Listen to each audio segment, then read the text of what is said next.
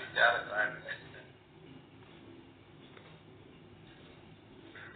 ಹೇಳಕತ್ತೇವೆ ಜಾಸ್ತಿ ಅದೇ ನನಗೆ. ಓಂ ಸದ್ಗುರು ಶ್ರೀ ಶುದ್ಧ ಬ್ರಹ್ಮಣೇ ನಮಃ. ಸಮಸ್ತ ಶುದ್ಧ ಬ್ರಹ್ಮ ಸ್ವರೂಪರಲ್ಲಿ ಅನಂತ ಅನಂತ ಪ್ರಣಾಮಗಳು.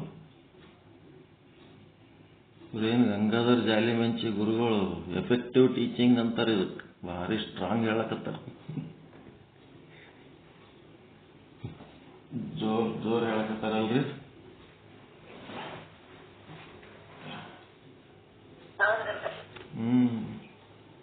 ಇಷ್ಟು ಡೀಪ್ ಹೇಳಿದ್ರೆ ನಮಗೆ ತಿಳಿಬೇಕಲ್ರಿ. ಭಯಂಕರ ಸ್ಟ್ರಾಂಗ್ ಹೇಳಕತ್ಬಿಟ್ರಿ.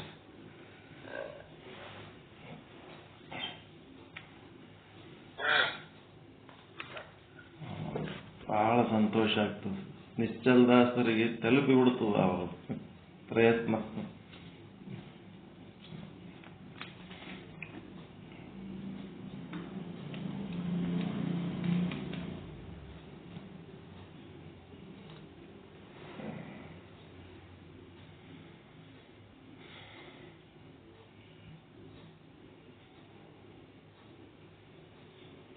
ಚಿನ್ಮಯ ಜ್ಞಾನಿ ಚನ್ನಬಸವೇಶ್ವರರ ಪ್ರಸಾದಿ ಸ್ಥಳ ಕಟ್ಟಿನ ವಚನಗಳ ಪೈಕಿ ಎರಡನೇ ವಚನ ಗುರುಲಿಂಗ ಸ್ಥಳದ ವಚನ, ಅಂದ್ರೆ ಮಹೇಶ ಸ್ಥಳದ ವಚನ. ಕುಲಹೀನ ಶಿಷ್ಯಂಗೆ ಅನುಗ್ರಹವ ಮಾಡಿ ತನ್ನ ಪ್ರಾಣಲಿಂಗವ ಕೊಟ್ಟು ಕರುಣದಲ್ಲಿ ಮಂತ್ರವ ನಿಕ್ಷೇಪಿಸಿದ ಬಳಿಕ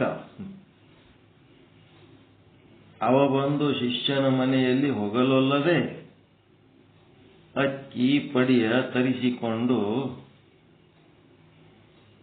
ಹೊಸ ಬಳಕೆ ಎಂದು ಮಾಡಿಸಿಕೊಂಬುವವನಿಗೇನೆಂಬೆನಯ್ಯ,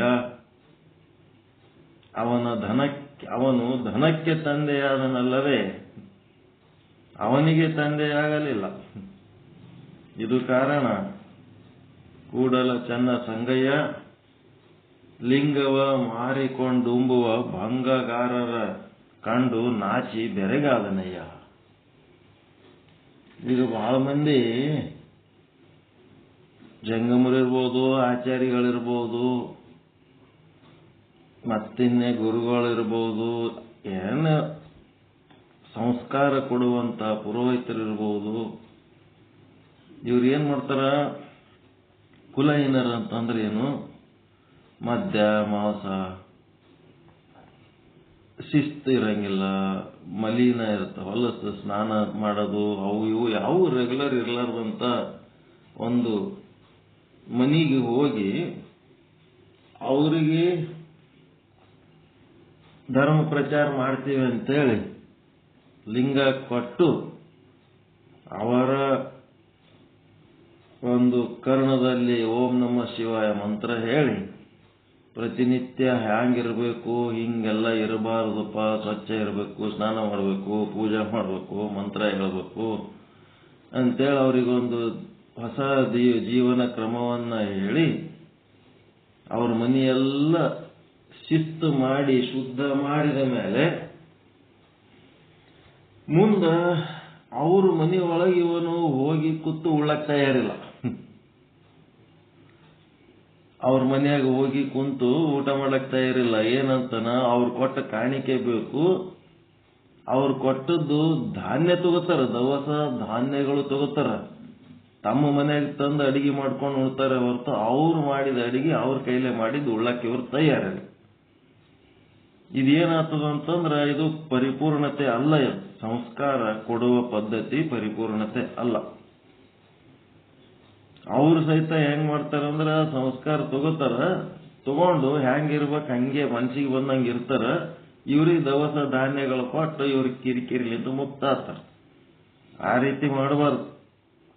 ಒಂದ್ಸಲ ಎಂಟ್ರಿ ತಗೊಂಡ್ರು ಧರ್ಮಾತ್ಮರು ಅವ್ರ ಮನೆಯೊಳಗ ಅಂತಂದ್ರ ಮಾನ ಪ್ರಾಣಗಳಿಗೆ ಹಾನಿಯಾಗುವಂತ ಧಾರ್ಮಿಕ ಸಂಸ್ಕಾರಗಳ ಪ್ರಕಾರ ಯಾವುದು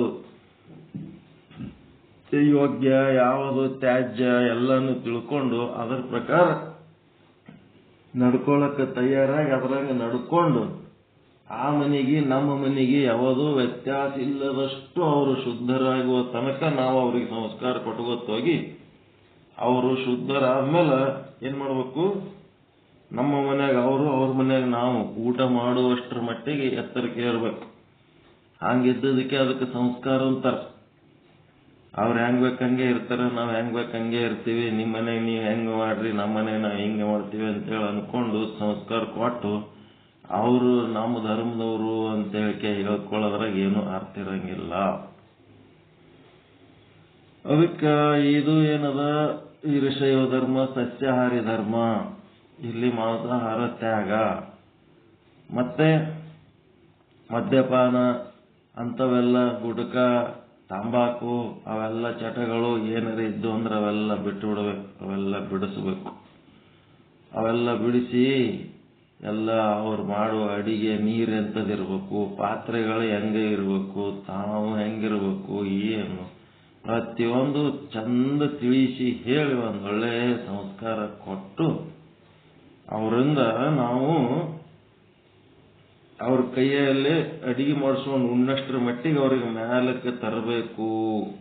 ಇಲ್ಲ ಅಂತಂದ್ರೆ ಏನಾಯ್ತು, ಅವ್ರದ್ದು ರೊಕ್ಕ ರೂಪಾಯಿ ದವಸ ಧಾನ್ಯಗಳಿಗೆ ಇವನು ಗುರು ಆದನೆ ಅಲ್ಲದೆ ಆ ವ್ಯಕ್ತಿಗೆ ಗುರು ಆಗಲಿಲ್ಲ ಅಂತ ಅದೇ ಹೇಳ್ತಾರ ಅವ್ರು.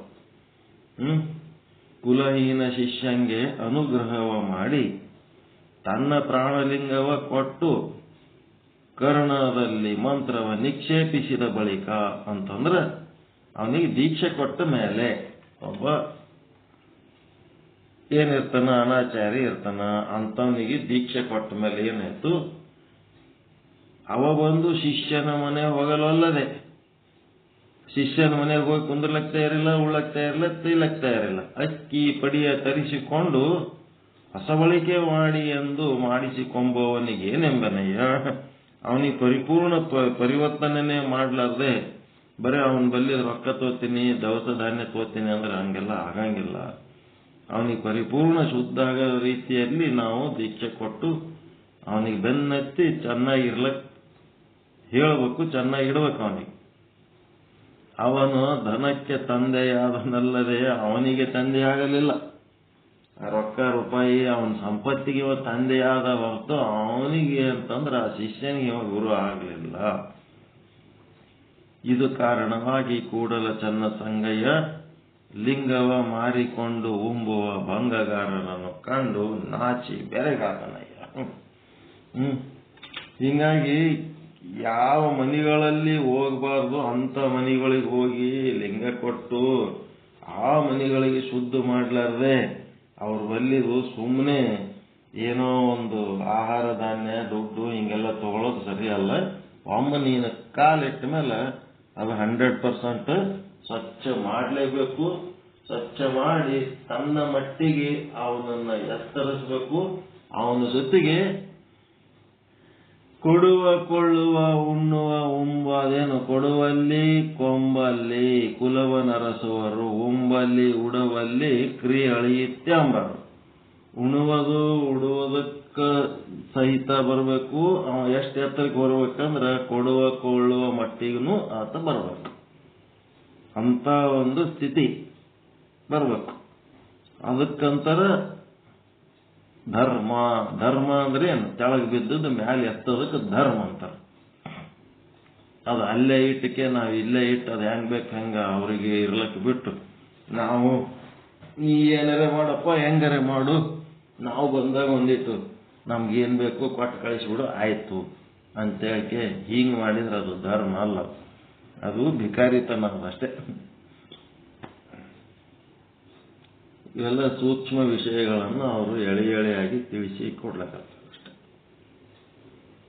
ಯಾವ ಮಟ್ಟಕ್ಕೆ ಇರಬೇಕು, ಕೊಡುವಲ್ಲಿ ಕೊಂಬಲ್ಲಿ ಉಡುವಲ್ಲಿ ಉಂಬಲ್ಲಿ ತನ್ನ ಸಮಾನ ಅನ್ನುವ ರೀತಿಯಲ್ಲಿ ಆತನನ್ನ ಎತ್ತರಿಸಬೇಕು ಕುಲಹೀನನಿಗೆ. ಅದಕ್ಕೆ ಧರ್ಮ ಅಂತಾರ. ಕುಲಹೀನ ಅಂತಂದ್ರೆ ಕುಲ ಅಂತಂದ್ರೆ ಜಾತಿ ಅಲ್ಲ, ಚಟ, ಬ್ಯಾಡ್ ಹ್ಯಾಬಿಟ್ಸ್, ಇರ್ರೆಗ್ಯುಲರಿಟೀಸ್.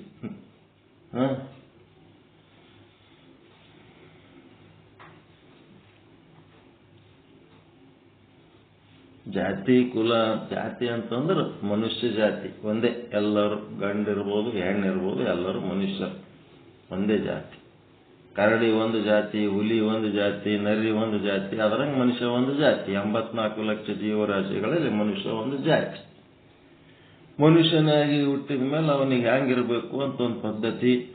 ಅವನು ಯಾವ ಮನೆತನದಾಗ ಹುಟ್ಟನ ಆ ಮನೆಯ ಧರ್ಮಾಚರಣೆಗಳ ಬಗ್ಗೆ ತಿಳ್ಕೊಂಡು ಆತ ಇನ್ನೂ ಎತ್ತರಕ್ಕೆ ಏರಬೇಕು ಅಂತಂದಾಗ ಅತ್ಯಂತ ಎತ್ತರವಾದ ಅತ್ಯಂತ ಶ್ರೇಷ್ಠವಾದ ಧರ್ಮ ಯಾವುದು ಅಂತಂದ್ರೆ ಇದು ವೀರಶೈವ ಧರ್ಮ, ಲಿಂಗವಂತ ಧರ್ಮ. ಇದಕ್ಕಿಂತ ದೊಡ್ಡ ಧರ್ಮ ಜಗತ್ತಿನಾಗ ಮತ್ತೊಂದು ಇಲ್ಲ. ಅಂತ ಧರ್ಮ ಯಾಕಿದು ಇಷ್ಟು ಶ್ರೇಷ್ಠ ಅದ ಅಂತಂದ್ರ ಇಲ್ಲಿ ಸ್ತ್ರೀ ಪುರುಷರಿಗೆ ಸಮಾನವಾದ ಅವಕಾಶ ಕೊಟ್ಟಾರ. ತತ್ವಜ್ಞಾನ ಚಿಂತನಕ್ಕ, ಪೂಜೆ ಮಾಡೋದಕ್ಕ, ಮತ್ತೆ ಎಲ್ಲ ಕುಲ ಜಾತಿಗಳ ಭೇದಗಳನ್ನ ಅಳಿದು ಏನು ಎಲ್ಲರೂ ಸಮಾನವಾಗಿ ಒಂದಾಗಿ ಚೆಂದಾಗಿ ಇರಲಿಕ್ಕೆ ಸಾಧ್ಯ ಆದ ಅನ್ನುವಂಥದ್ದು ಮಾಡಿ ತೋರಿಸಿದಂಥ ಧರ್ಮ ಇದು.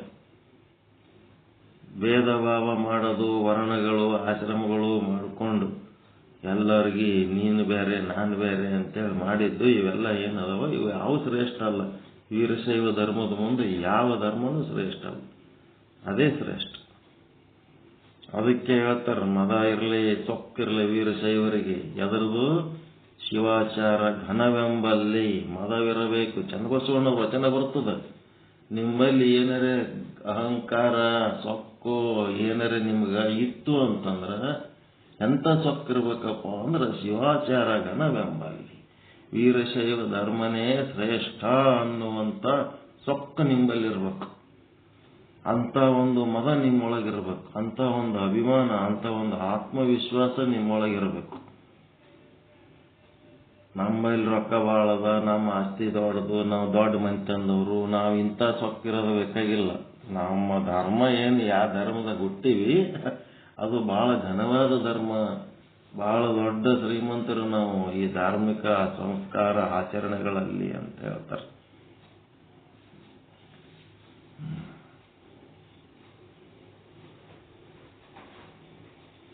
ಮದವಿರಲಿ ಶಿವಾಚಾರ ಘನವೆಂಬಲ್ಲಿ.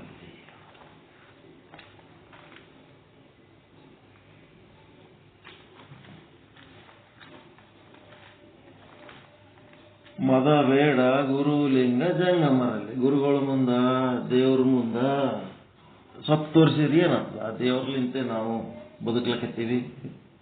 ಯಾವ ತಾಯಿ ಹಡದು ಒಂದು ಅಕ್ಷರನೂ ಬರ್ಲಾರ್ದಂಥದಕ್ಕೆ ಅಕ್ಷರ ಕಲಿಸ್ತಾಳ, ಒಂದು ಮಾತು ಬರ್ಲಾರ್ದಕ್ಕೆ ಅದಕ್ಕೆ ಮಾತು ಕಲಿಸ್ತಾಳ. ಏನೆಲ್ಲ ಮಾತುಗಳು ಆಕಿಲಿಂತೆ ಕಲ್ತು ಆಕಿ ಮುಂದೆ ಸೊಕ್ಕು ತೋರಿಸಿದ್ರೆ ಹೆಂಗೆ ಕೇಳ್ತಾಳ ತಾಯಿ. ಅವೇ ಶಬ್ದಗಳು ಕಲ್ತಿಗೆ ಆಕಿಗೆ ಬೈದ್ರ ಶಬ್ದ ಕಲಿಸಕ್ಕನೇ ತಾಯಿ, ಆಕಿ ಕಲಿಸಿದ ಶಬ್ದಗಳು ತಗೊಂಡು ಆಕಿಗೆ ಬೈದ್ರ ಅಂತಲ್ಲಿರಬಾರ್ದು ಸೊಕ್ಕು. ಮದ ಬೇಡ ಗುರು ಲಿಂಗ ಜಂಗಮ ಗುರು ಹಿರಿಯರಲ್ಲಿ, ಮದ ಬೇಕು ಶಿವಾಚಾರ ಘನವೆಂಬಲ್ಲಿ. ಒಪ್ಪುಗಳ ಮಾತದ ಇಲ್ಲ, ಚನ್ನಬಸವಣ್ಣವರ ಆದೇಶ. ಸೊಕ್ಕು ಬೇಡ ಬಿಡಬೇಡ್ರಿ, ಸೊಕ್ಕಿರ್ಲಿ, ಜಗ್ಗಿ ಸೊಕ್ಕಿರ್ಲಿ, ಅದು ಬೆಟ್ಟದಷ್ಟು ಸೊಕ್ಕಿರ್ಲಿ ನಮ್ಮೊಳಗೆ. ಎಂತ ಸೊಕ್ಕಿರ್ಬೇಕು, ಶಿವಾಚಾರ ಘನವೆಂಬಲ್ಲಿ. ಹಂಗಾದನ್ರಿ ನಂಬಲ್ಲಿ.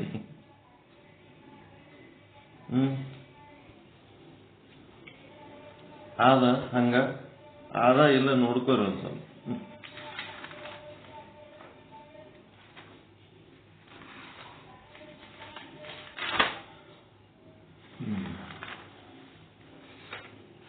ಶ್ರೀ ವಿಚಾರ ಸಾಗರ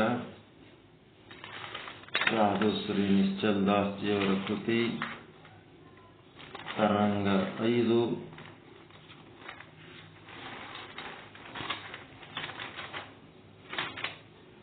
ಮಧ್ಯಮ ಅಧಿಕಾರಿ ಅದೃಷ್ಟಿ ಮಹಾರಾಜರ ಜೊತೆಗೆ ಸಂವಾದ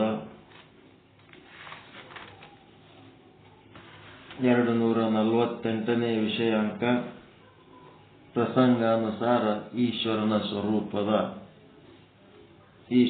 ಲಕ್ಷಣದ ವರ್ಣನೆ ಮತ್ತು ಈಶ್ವರ ಜಗತ್ತಿಗೆ ಉಪಾದಾನ ಮತ್ತು ನಿಮಿತ್ತ ಕಾರಣನಾಗಿ ಇರುತ್ತಾನೆ ಎಂದು ಹೇಳುವಂಥ ವಿಷಯಾಂಕ ನಾವು ಟಚ್ ಮಾಡೋದಕ್ಕಿಂತ ಮೊದಲ ನಮಗ ಆ ಈಶ್ವರನಿಗಿಂತ ಹಿರಿದಾದ ಒಂದು ತತ್ವ ಏನದಲ್ಲ, ಆ ತತ್ವದ ಚಿಂತನೆ ಮಾಡಿ ಆ ಈಶ್ವರನ ಚಿಂತನಕ್ಕೆ ನಾವು ಬರೋಣ ಅಂತ ಹೇಳ್ತಾ, ಆ ಒಂದು ಹಿರಿದಾದ ತತ್ವ ಶುದ್ಧ ಬ್ರಹ್ಮ, ಪರಬ್ರಹ್ಮ, ಪರಶಿವ ಅಂತೇನಾದಲ್ಲ, ಆ ಪರಬ್ರಹ್ಮ ಹೆಂಗದನಂದ್ರೆ ಸದ್ರೂಪನಾಗಿದ್ದಾನೆ, ಚಿದ್ರೂಪನಾಗಿದ್ದಾನೆ, ಆನಂದ ರೂಪನಾಗಿದ್ದಾನೆ, ನಿತ್ಯ ರೂಪನಾಗಿದ್ದಾನೆ, ಪರಿಪೂರ್ಣ ರೂಪನಾಗಿದ್ದಾನೆ. ಪರಿಪೂರ್ಣ ಅಂತಂದ್ರೆ ಎಲ್ಲಾ ಕಾಲದಲ್ಲಿ ಎಲ್ಲಾ ದೇಶದಲ್ಲಿ. ನಿನ್ನೆ ನಿತ್ಯ ರೂಪ ಅಂತ ಹೇಳಿದೆವು, ಇವತ್ತ ಪರಿಪೂರ್ಣ ಅನ್ನೋದ್ರ ಬಗ್ಗೆ ತಿಳ್ಕೋಬೇಕು. ಎಲ್ಲಾ ಕಾಲದಲ್ಲಿ ಎಲ್ಲಾ ದೇಶದಲ್ಲಿ ಆತ ಇರುವ ಕಾರಣ ಆತನಿಗೆ ಪರಿಪೂರ್ಣ ಅಂತಾರೆ. ಕಾಲ ಅಪರಿಚ್ಛಿನ್ನ ಅಂತಂದ್ರ, ಪರಿಚ್ಛಿನ್ನ ಅಂತಂದ್ರೆ ಒಂದು ಕಾಲದಲ್ಲಿ ಇದ್ದು ಇನ್ನೊಂದು ಕಾಲದಲ್ಲಿ ಇಲ್ಲದಂತಿರುವುದು ಪರಿಚ್ಛಿನ್ನ. ಪಾಂಡವರು ದ್ವಾಪರ ಯುಗದಾಗ ಇದ್ರು, ಈಗ ಪಾಂಡವರು ಕಲಿಯುಗದಾಗ ಅದರ ಇಲ್ಲ. ಈಗ ಅದರನ್ರಿ ಪಾಂಡವರು ಇಲ್ಲ. ಇದಕ್ಕೇನಂತಾರೆ? ಕಾಲದಿಂದ ಪರಿಚ್ಛಿನ್ನ. ಪಾಂಡವರು ಕಾಲದಿಂದ ಪರಿಚ್ಛಿನ್ನ. ಆದರೆ ಈ ಒಂದು ಶುದ್ಧ ಬ್ರಹ್ಮ ಪರಮಾತ್ಮ ಏನದನಲ್ಲ, ಪರಿಪೂರ್ಣ ರೂಪ ಪರಮಾತ್ಮ ಕೃತಯುಗದೊಳಗೂ ಇದ್ದ, ತ್ರೇತಾಯುಗದೊಳಗೂ ಇದ್ದ, ದ್ವಾಪರ ಯುಗದಾಗೂ ಇದ್ದ, ಕಲಿಯುಗದಾಗೂ ಇದ್ದಾನೆ. ಮತ್ತೆ ಮುಂದೆ ಯಾವ ಯುಗ ಬಂದ್ರು ಆ ಎಲ್ಲ ಯುಗಗಳಲ್ಲಿ ಆತ ಇರ್ತಾನೆ. ಮತ್ತೆ ಈ ಕೃತಯುಗದಕ್ಕಿಂತ ಹಿಂದೆ ಎಷ್ಟು ಯುಗಗಳು ಆಗಿ ಹೋಗ್ಯಾವ, ಆ ಎಲ್ಲ ಯುಗಗಳಲ್ಲಿ ಆತ ಇದ್ದಾನೆ.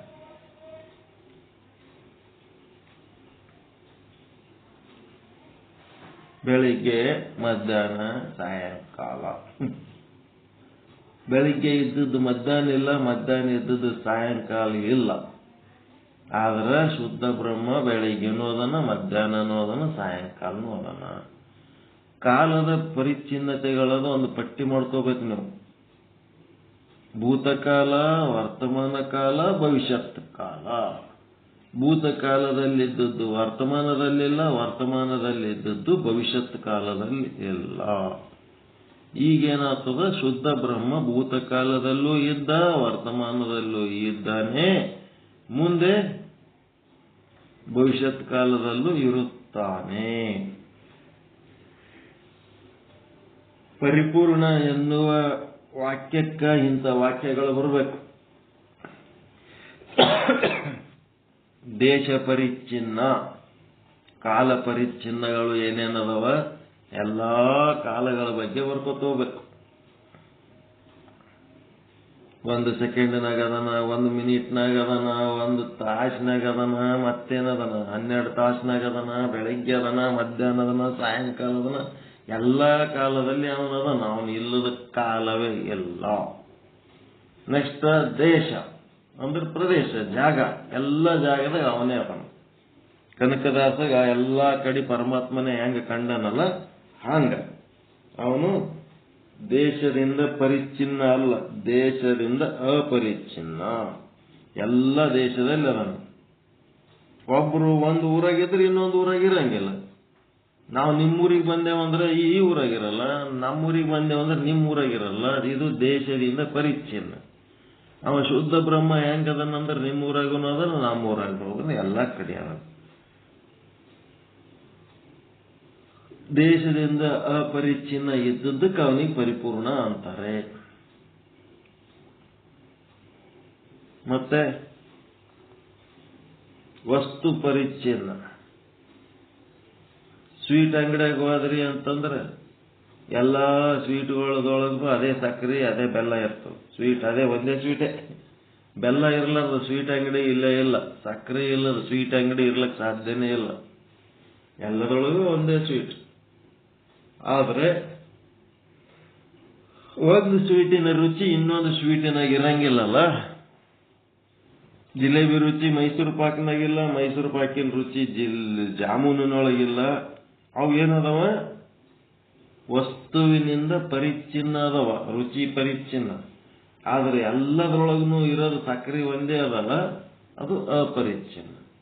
ಅದೇ ರೀತಿ ಪರಮಾತ್ಮ ಎಲ್ಲಾ ವಸ್ತುಗಳಲ್ಲಿ ಅವನೇ ತುಂಬಿ ತುಳುಕ್ತಾನ. ಅದು ಅಪರಿಚ್ಛಿನ್ನ ಅಂದ್ರೆ ಪರಿಪೂರ್ಣ ಅದನ. ಪರಿಚ್ಛಿನ್ನ ಅಂತಂದ್ರ ಒಂದ್ರೊಳಗಿದ್ದು ಇನ್ನೊಂದ್ರಾಗ ಇಲ್ಲದಂತ ಗುಣಗಳೇನದಾವ ಅವು ಪರಿಚ್ಛಿನ್ನ ಅದಾವ. ಅಪರಿಚ್ಛಿನ್ನ ಇದ್ದದ್ದು ಏನದ ಅಂದ್ರೆ ಆನಂದಕ್ಕೆ ಕಾರಣ ಆಗ್ತದ. ಪರಿಚ್ಛಿನ್ನ ಇದ್ದದ್ದು ಏನಾಗ್ತದ? ದುಃಖ, ಭಯ, ಚಿಂತೆಗೆ ಕಾರಣ ಆಗ್ತದ. ನಿಮ್ಮಿಂದ ಭಿನ್ನವಿದ್ದದ್ದು ನಿಮಗೆ ಭಯ, ದುಃಖ, ಚಿಂತೆ ಉಂಟು ಮಾಡ್ತದೆ. ನಿಮ್ಮ ಕೈನೇ ನಿಮಗೆ ಹೊಡಿತದೆ ಎಂದರೆ ನಿಮ್ಮ ಕೈಲಿಂತ ನಿಮಗೆ ಅಂಜಿಕೆ ಬರ್ತದ. ನಿಮ್ಮ ಬಲಗೈ ತಗೊಂಡು ಎಡಗೈ ಜಗ್ರಿ, ಎಡಗೈ ತಗೊಂಡು ಬಲಗೈ ಜಗ್ರಿ, ಅವಾಗ ಏನಾರ ಫೀಲಿಂಗ್ ಬರ್ತವೆ. ಒಂದು ಕೈ ತಗೊಂಡು ಇನ್ನೊಂದು ಕೈ, ನಿಮ್ಮ ಕೈ ತಗೊಂಡು ನಿಮ್ಮ ಕೈನೇ ಜಗ್ಗಿದ್ರ ನಿಮ್ಮ ಮೂಗು ಜಕ್ಕೋರಿ, ನಿಮ್ಮ ಕಿವಿ ಜಕ್ಕೋರಿ, ನಿಮ್ಮ ಕಣ್ಣು ಜಕ್ಕೋರಿ, ಏನಾರ ಜಗ್ಗಿದ್ರ ಏನಾಗಲ್ಲ. ಹೌದಿಲ್ಲ? ನಿಮ್ಮನ್ನ ನೀವೇ ಹೊಡ್ಕೊಂಡ್ರೆ ಏನಾಗಲ್ಲ, ನೋ ಫೀಲಿಂಗ್. ಬ್ಯಾರೆ ಅವ್ರು ಬಂದು ಏನಾರ ಕೈ ಹಿಡಿದು ಜಗ್ಗಿದ್ರಂದ್ರ ಬೊಗ್ಗಂತು ಕೈ ಜಗ್ಗ್ಯಾನ, ಕೈ ಹೆಂಗಿಡ್ದವ, ಕೈ ಹೆಂಗ್ ಜಗ್ಗಿದ.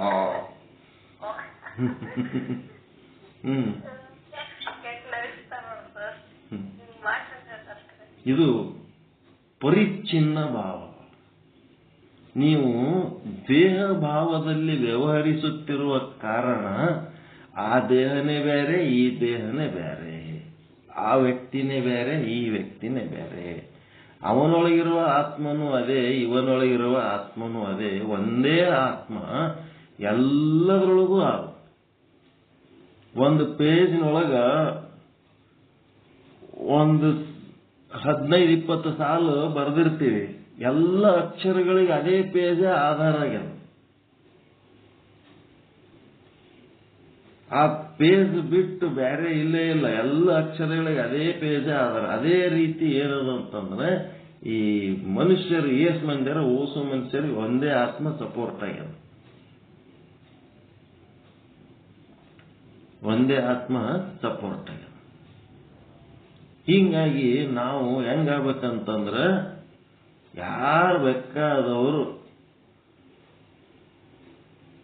ಏನೇ ಒಂದು ಪ್ರಸಂಗದಲ್ಲಿ ಎಂಥದೋ ಒಂದು ಸ್ಪರ್ಶ, ಎಂಥದೋ ಒಂದು ಮಾತು ಇಂಥದ್ದು ಬಂದ ಹೊತ್ನಾಗ ನಾವು ಸಡನ್ ಆಗಿ ಆತ್ಮಭಾವದಲ್ಲಿ ಹೋದೆವಂತಂದ್ರೆ ಮೊದಲು ನಮಗೆ ಶಾಂತಿ ಸಿಕ್ತು. ಕೈ ಹಿಡಿದು ಎದಕ್ಕೆ ಜಗ್ಗಾರ ಗೊತ್ತಿಲ್ಲ. ಆದರೂ ಫಸ್ಟ್ ಏನ್ ಮಾಡ್ಬೇಕು? ನಾವು ಆತ್ಮಭಾವದಲ್ಲಿ ಹೋಗಿ ಅವನು ಅದೇ ಆತ್ಮ, ನಾನು ಅದೇ ಆತ್ಮ, ಯಾಕೆ ಜಗ್ಗೇನ ಆಮೇಲೆ ವಿಚಾರ ಮಾಡಿಸ್ಕೋಬೇಕು. ಅದನ್ನು ಬಿಟ್ಟು ನಾವೇನ್ ಮಾಡ್ತೀವಿ? ಆತ್ಮಭಾವವನ್ನ ಬಿಟ್ಟು ಜೀವಭಾವದಲ್ಲಿ ವ್ಯವಹರಿಸಿ ಗುದ್ದಾಡಕತ್ಬಿಡ್ತೀವಿ. ಜೀವಭಾವದಲ್ಲಿ ವ್ಯವಹರಿಸಿ ಗುದ್ದಾಡ್ತೀವಿ.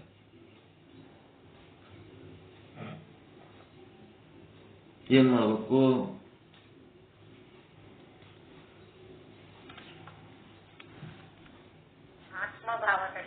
ಆತ್ಮಭಾವದಲ್ಲಿ ಮೊದಲು ಹೋಗಿ ನಿಲ್ಲಬೇಕು. ಯಾವನೋ ಒಬ್ಬ ಬಂದು ಬೈದ ಅಂತಂದ್ರ ಆ ಬೈಗುಳಗಳ ಒಳಗೆ ಸಹಿತ ನಮ್ಮ ಆತ್ಮ ಚೈತನ್ಯನೇ, ಅಲ್ಲಿಯೂ ಅದೇ ಆತ್ಮ ಚೈತನ್ಯನೇ ಆ ಬೈಗುಳಗಳು ಬೈಯುವುದಕ್ಕೆ ಹಿಂದೆ ಶಕ್ತಿ. ಹೆಣ ಬಂದು ಬೈಲಕ್ಕೆ ಸಾಧ್ಯ ಅದ ಏನು? ಒಳಗೆ ಆತ್ಮ ಇದ್ದವನೇ ಬೈದಿರ್ತಾನೆ. ಆ ಆತ್ಮನೇ ಆ ಬೈಗುಳಗಳಿಗೆ ಸಪೋರ್ಟ್ ಆಗಿ ನಿಂತವು.